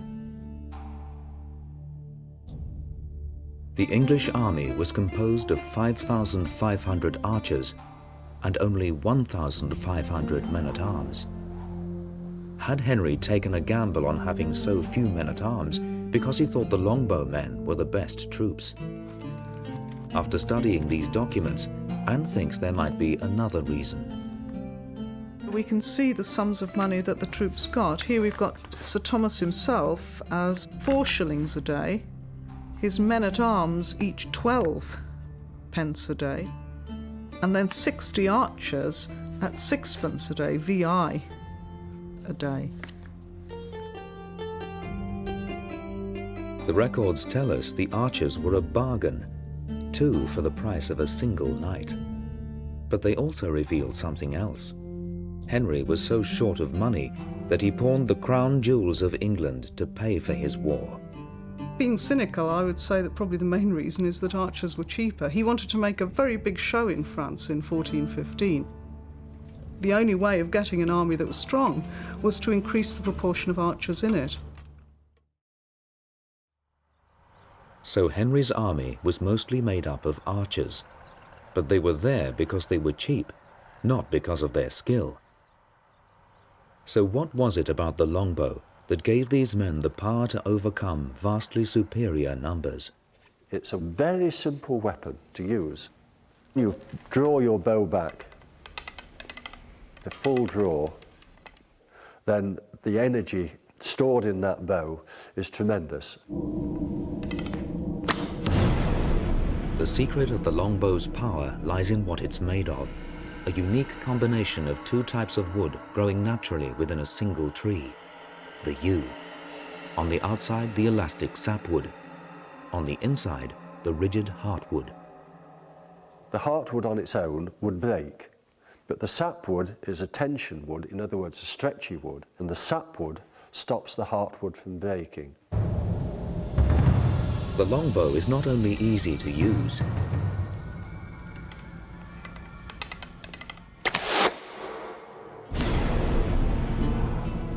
it also has a quality that could help a small army make up for a shortage in numbers. The archers would have had what I would call ready arrows. They were shooting off anywhere between 8 to 12 arrows in a minute. As long as they can do that, they can put this blanket firepower down. What gave the longbow its crucial advantage was the speed with which it could be shot. It was 4 times as fast to reload as other weapons of the time, such as the French crossbow. The longbow is not an accurate weapon as such. It's a weapon of mass firepower. You're pushing as many arrows over as you can and causing as much havoc as possible. There were 5,500 English archers, each loosing an average of 10 arrows a minute. So in the opening moments of the Battle of Azincourt, 55,000 English arrows would have rained down on the French knights. Henry's archers could clearly create a storm of arrows, but what damage did these arrows do when they reached their targets? Was an arrow of the time powerful enough against armor of the time?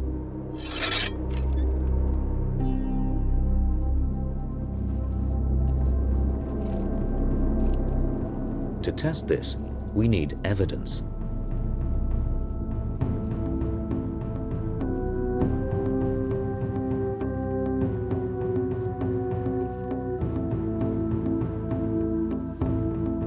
After 4 days metal detecting on the battlefield, Simon Richardson has found what he's been looking for.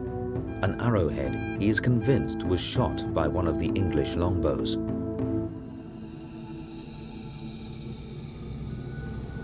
I believe this is probably a short bodkin.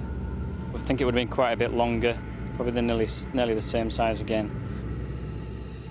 X-rays make clear that this arrowhead is indeed the classic type that would have been shot by the English archers at Azincourt, the bodkin point. If the longbow was the machine gun of the Middle Ages, this was its bullet.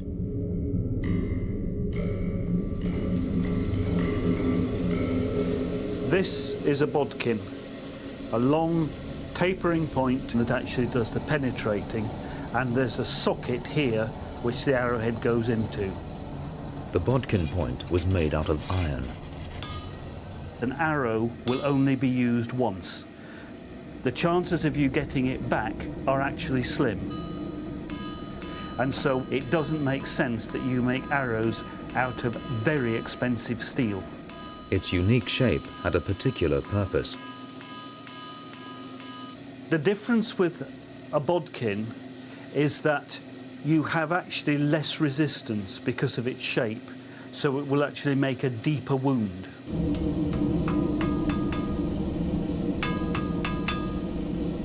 Popular myth has it that this was designed specially for penetrating armour.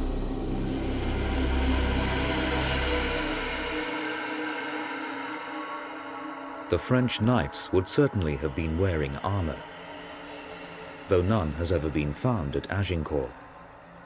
But one rare artifact from the battlefield does give a clue to how the French knights were equipped. This is a spur. It must have been lost by a French knight in the heat of the battle.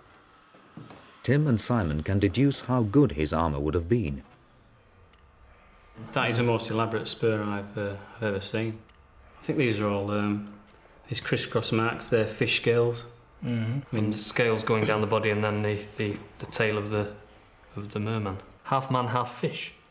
I mean, look at the size of the roll. I've never seen one quite that big before. It's quite a ferocious looking thing, isn't it? A bit like a status symbol, I think. The bigger the roll, the bigger the man.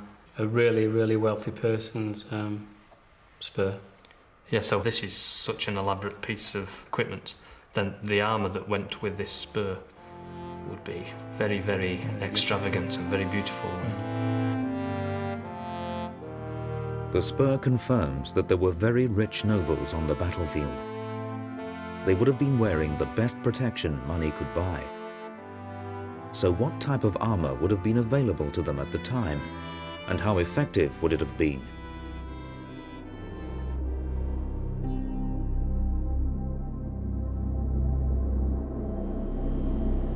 In order to find out whether armour made a knight invulnerable or not, depends, first of all, on analysing what it's made of.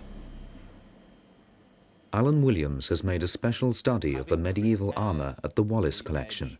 He can date each piece in the collection by analysing the metal.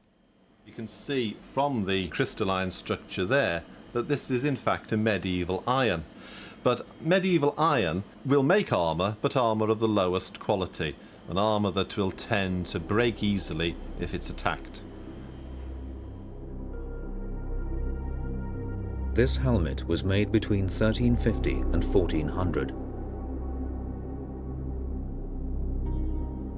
But when Alan looks at armour made just a few years later, there is a dramatic change in the quality of its metal. Alan has discovered that in the Middle Ages there was an arms race, and the Battle of Azincourt took place at a crucial turning point, the moment of a major advance in metal technology. This is a gauntlet for the left hand. If we look at the microstructure of this piece of armour, we see that it's completely different to the iron helmet because it is in fact steel. Steel, a new metal for a new age. The composition of steel makes it tougher and stronger. This was a vast improvement on iron. This is a visor made a few years before Azincourt, and a great many knights would have been wearing something like this. The knights at Azincourt were top French nobles. It's almost certain they would have been wearing steel armor. Would this have stopped arrowheads like the one from the battlefield? New technology can put this to the test.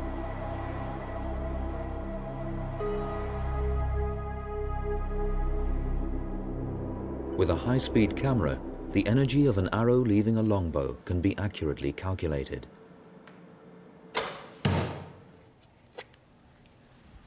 A bodkin arrow weighing 63 grams records a speed of 37.9 meters per second.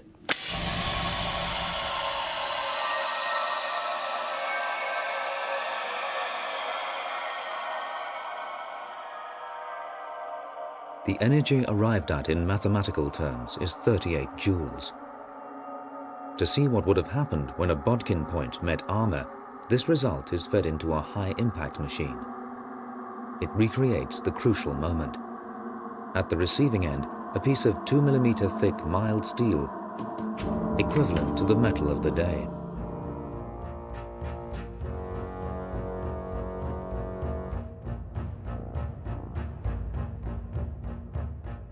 Although Henry's archers and the French knights are long gone, 600 years later, a bodkin point once again tries to penetrate armor.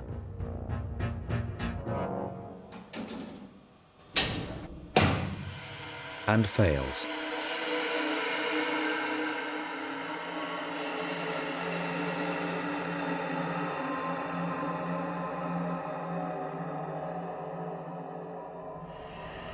The weaker English bodkin arrow simply buckles when it hits the steel. There is no way it would have gone through French armor. So the mounted knights coming towards Henry's archers would have been very unlikely to have been killed or even injured by arrows from the longbow. Moreover, the legendary use of the longbow and the hail of arrows only account for the opening minutes of the battle. The fighting at Azincourt continued for another 2 hours. The longbow simply could not have been the decisive weapon history has claimed. The French had the English in their hands, and they thought they were going to just roll the English up. It was as simple as that. The French still outnumbered the English 3-1. So the mystery is perhaps not why did the English win at Azincourt, but how on earth did the French lose? The French army that faced the English on this field 600 years ago was made up of the cream of the nobility. Their armor gave them good protection against the longbow. And leading their attack, they had the best armed of all knights, the cavalry. These should have given them the opening advantage.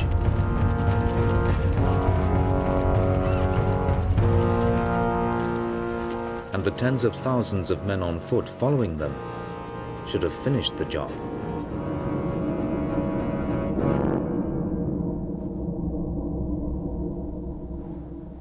But 2 hours later, there would be piles of French dead up to 6 foot high.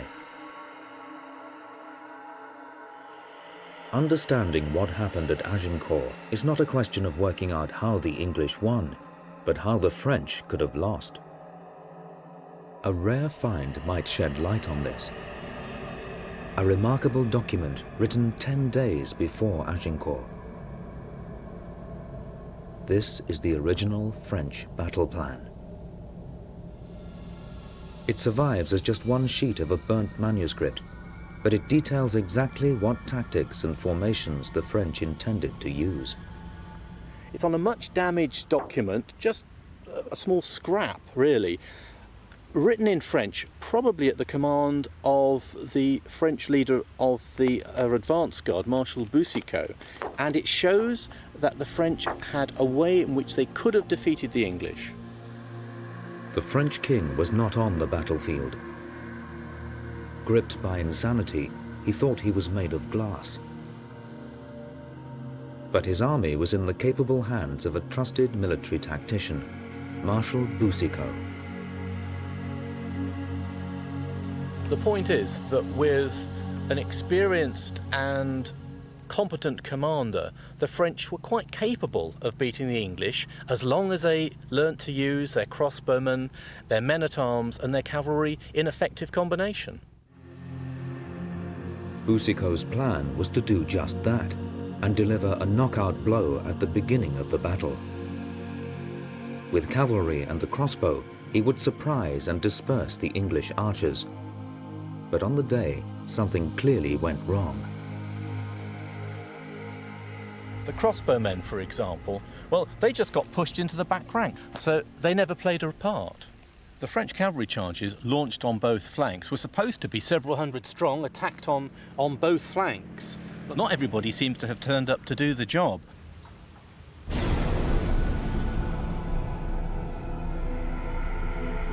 The few that did charge failed to make an impact on the English lines. And without the protection of the crossbows, the horses stopped being the most powerful thing on the field and became the most vulnerable. Although knights were protected with the latest armor, horses were not. A horse could be badly wounded by an arrow, and if its rider were thrown, it would have a catastrophic knock-on effect. The volatile horses began to retreat, but by now the French knights on foot were already advancing behind them towards the English lines. The inevitable happened. Chaos. The problem with the French plan, when applied to Agincourt, that it had been designed by an experienced military man, but it was put into operation by a mass of rival noblemen who either didn't understand it or weren't capable of organising it. On the day, Boucicaut's sensible military tactics were not implemented. He was overruled by the senior nobles on the field. And the reason this happened goes to the heart of why men went to battle in the Middle Ages: to make money. You would have thought twice before killing someone of rank. They would not normally have been killed in cold blood. This was an age when there was a code of conduct in battle. Most of the French army were nobles, hoping to make their money out of ransom. They wouldn't always kill an enemy, for he might be worth something. This was a kind of investment, and indeed some people, I think, when they went to war, did gain a lot. It's like winning the national lottery. You could take one very important prisoner and live off that ransom for the rest of your life. To take someone ransom, it was important to be able to identify who was who on the battlefield. And most importantly, to know what they were worth. But in the heat of battle, how could people tell?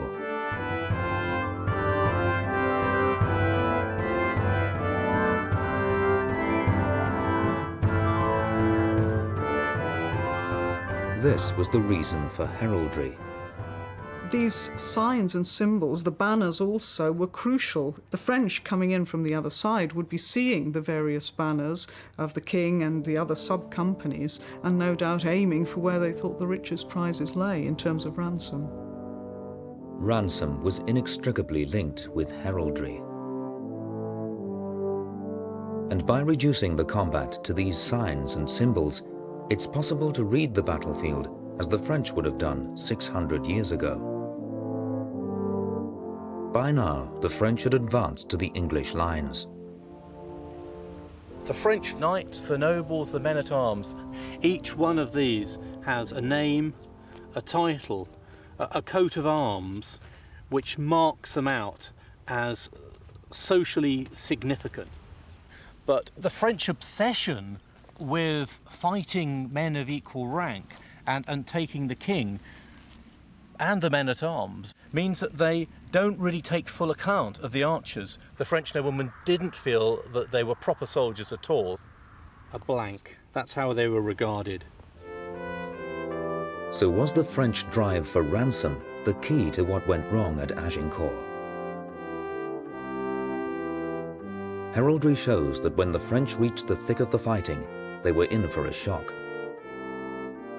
Facing them was an English army that consisted mostly of archers. In heraldic terms, the archers were blanks, worthless for ransom. Imagine their surprise then amongst the French when the archers actually came out from behind their stakes and began to attack their social superiors. Not only were the archers worth nothing, they also cared nothing for the nobles' code. They were just desperate to win the battle. The point about archers is that they are very flexible soldiers. They can turn their hands to anything. The chroniclers tell us of the archers climb in and stab people in the neck. And they used strange weapons that the archers have, which are effectively lead hammers that go clunk on somebody's helmet. So the archers did start to do some damage, killing far more men with daggers and hammers than they did with the longbow. This breakdown in battle etiquette left the French in disarray.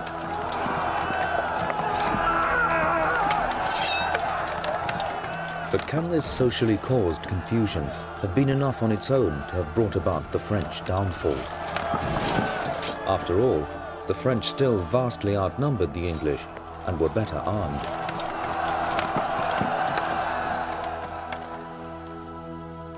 On the battlefield, Tim and Simon have continued to explore the terrain to see if there is any truth in contemporary accounts. These say the ground was sodden from recent rain, and the French fell over in the mud. In their armour, they couldn't get up again, and suffocated to death. Seems quite dry already. So does the actual soil of Azincourt hold the key to understanding the French downfall? So basically it's a subsoil we're after. To reach the battlefield of 600 years ago, Tim and Simon have to dig down nearly a metre below today's surface. On the face of it, this doesn't look like a soil that would get particularly muddy when wet. It sticks together quite well, but it's too crumbly. Yeah, it breaks up easily, doesn't it? Yeah. We'll fill that up and then that should be enough. The sample is sent to Cambridge University to be tested. This is a piece of soil from Azincourt. First sight, there's nothing very special about it. If you were to walk on this soil when it were dry, that would be quite straightforward. Your feet wouldn't dig in much, and it wouldn't stick to you. But it is actually a little unusual when you pour water on it, because what you see is that the water soaks in. It doesn't run off as it would if it were a piece of solid clay. It doesn't run through as it would if it were sand. What's unusual is that it runs into the pores and stays in the soil. How muddy a soil will get depends on the size of its particles and the space between them. The Azincourt soil is deceptive. And so though this lump looks dry on the outside, it's actually got a lot of water in it. And then that means that if you squidge it about, horses' hooves or soldiers' feet might do, it rather rapidly turns into a rather thick and sticky mud that would stick to people and horses. And we think that's significant and unusual. Following heavy rain, this particular soil would have become unusually muddy. In a laboratory, it's possible to replicate the conditions on the day of the battle. Bit more, perhaps. This will show whether, as the French advanced through the mud, it was the weight of their heavy armour that proved their biggest problem.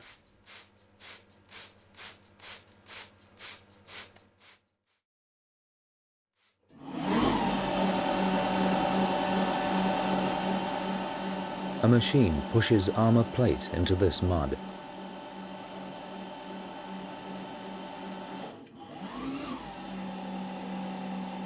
And it measures the energy that would be required to pull it out again. It seems a knight, trying to pull his armoured foot out of the mud, would have felt as if he had 15 bags of sugar fixed to his ankle. But surprisingly, this was nothing to do with the weight of the armour. If you fell over in this sticky soil and tried to get up, the main thing preventing you from getting up would be the suction effect of the stickiness of the soil. And that would be much more important than the weight of the armour you were wearing. The crucial factor is suction, regardless of weight. It's because the metal is smooth, rigid, and non-porous that it sticks so fast in the mud of Azincourt. The attempt to move the plate away from the soil creates a reduced pressure in the tiny spaces between the soil particles. And it generates a big suction force which would impede a soldier.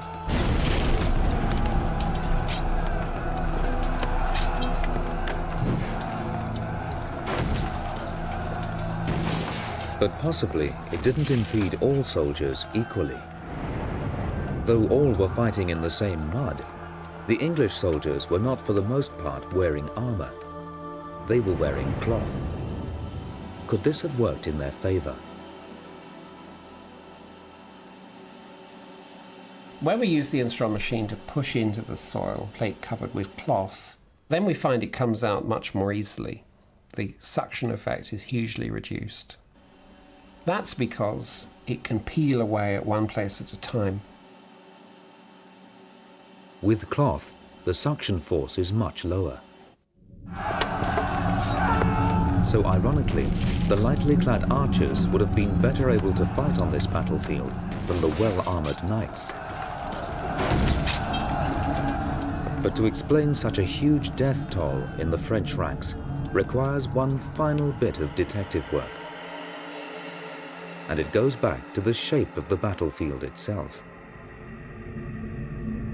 Modern contour information from the Azincourt area has been used to create a 3D model. What new light will this shed on the topography for Tim and Simon? Oh wow, look at this. Oh, that's excellent. That's impressive, that, isn't it? Yeah. So it's broad and flat in this area. Yeah. And then it definitely narrows into this tight piece of land and then this distinct funnel by the crossroads. And then what happens is the land falls away significantly on either side of this large spine. And it remains narrow, but it is like a very large funnel, isn't it? It is, oh yes. Broad at the top and narrow, and then stays narrow as it goes down this piece of land. The map brings the shape of the battlefield into sharp relief. The English had made their lines in the narrow end of the battlefield. As the French advanced towards them from the broad, flat plains in the north, they were drawn into a funnel.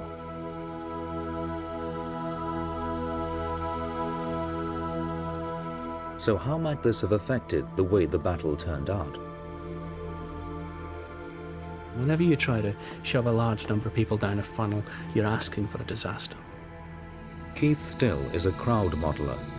Using sophisticated computer software, he analyzes the extraordinary and dangerous ways that crowds behave.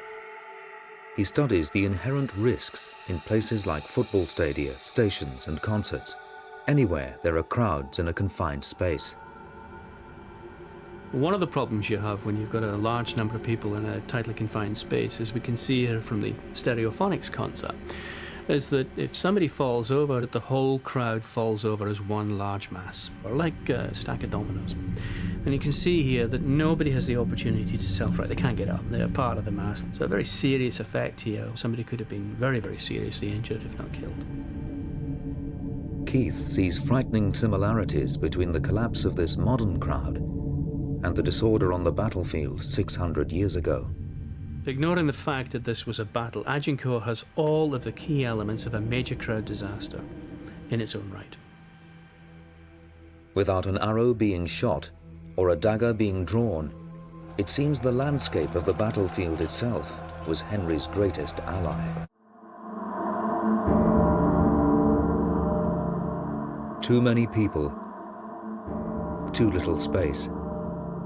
The dangers in a crowded arena are all too evident.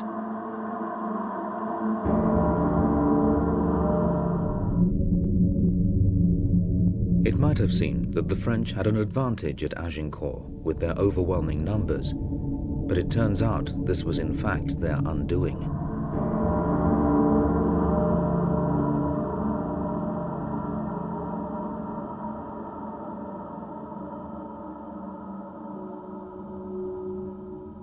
Looking at the design of any space, like this underground station, Keith still can run a computer program that shows him how a crowd would behave in an emergency. He has applied this software to the Agincourt battlefield. My immediate reaction was that there was a space that went from 773 meters down to approximately 350 meters. So there's a 50% reduction in the overall area.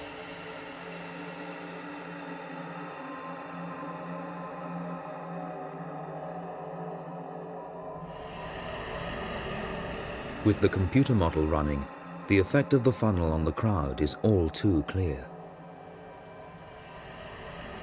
Here we have a model of a funnel, and we're moving these soldiers from right to left. You can see very clearly this funnel effect has actually got quite a dramatic effect. They're all trying to push towards the center. So we see the ranks starting to break up. Chaos and confusion would have started. Now this is just a normal movement of people through a funnel. When Keith takes account of the actual circumstances on the battlefield that day, the results are dramatic. What I've done here now is I've factored in the effects of people stumbling in the mud. So very quickly, the crowd is crushing, concertinaing up into a complete bottleneck. And here we have people pushing in from the back, people unable to move at the front. It only takes 5 people pushing against one before you can collapse lungs, break ribs. This is all the classic makings of a crowd disaster.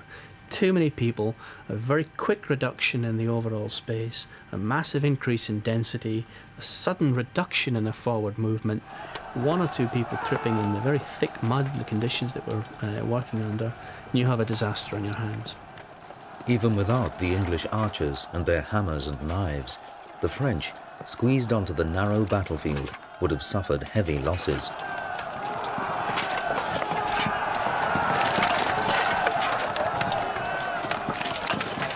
The losses at Agincourt potentially had very little to do with the fighting.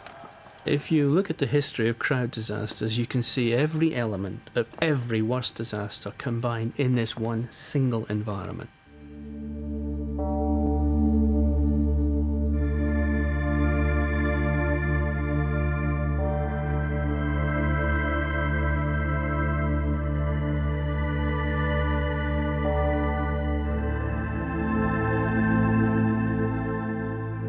What has always been seen as a great English victory turns out to have been more of a catastrophic French failure.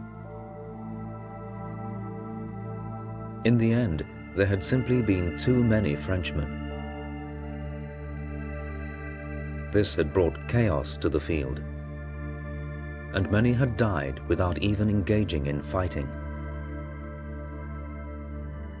But there is one final twist in the Agincourt story. One of the most remarkable things about the Battle of Agincourt is the imbalance of dead on each side. Hardly any English were killed for the kind of engagement it was, whereas for the French it was a carnage. Many French knights survived the crowd disaster, and they should have survived the battle. You would have expected many of those men to have been taken prisoner. It was a sort of fair tradition of the 100 Years' War to take prisoners. The contemporary accounts tell us that at the end of the battle, hundreds of Frenchmen were indeed taken prisoner by Henry. They were entirely at the mercy of the English. They should have been taken back to England and ransomed. But King Henry now gave dramatic orders to kill them in cold blood. One French source says that the nobles on the English side were reluctant to kill the French prisoners, and thus men of lower rank had to be sent in to do the job. The reason that is given for reluctance to kill the prisoners is nothing to do with humanitarianism, it is to do with the loss of ransom. Despite the nobles' reluctance, the prisoners were put to death. The English archers were only too ready to execute Henry's orders. So it was the longbowmen after all who played the final part in England's victory, the slaughter of hundreds of French prisoners of war. It is interesting to speculate that that is why the numbers of dead at Agincourt were so high. These weren't men killed in the battle, they were men, I suppose you could say, murdered. So is the heroic Henry V of Shakespeare a sham? Was Henry in fact a brutal war criminal? Anne Curry thinks not. We know that he won the Battle of Agincourt, but at that stage in the battle he wasn't too sure. He had so many French taken prisoner, I think he couldn't take the risk of these men within his ranks who could at any moment perhaps attack from the rear, so these people had to be killed. The killing of the prisoners was the act of a commander not yet confident that he had taken the day.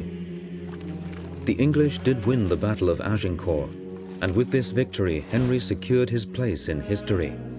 But it was not the noble victory of a charismatic leader and his skillful longbowmen. It was a victory snatched from chaos by an English king ruthless enough to take his chance, whatever the cost.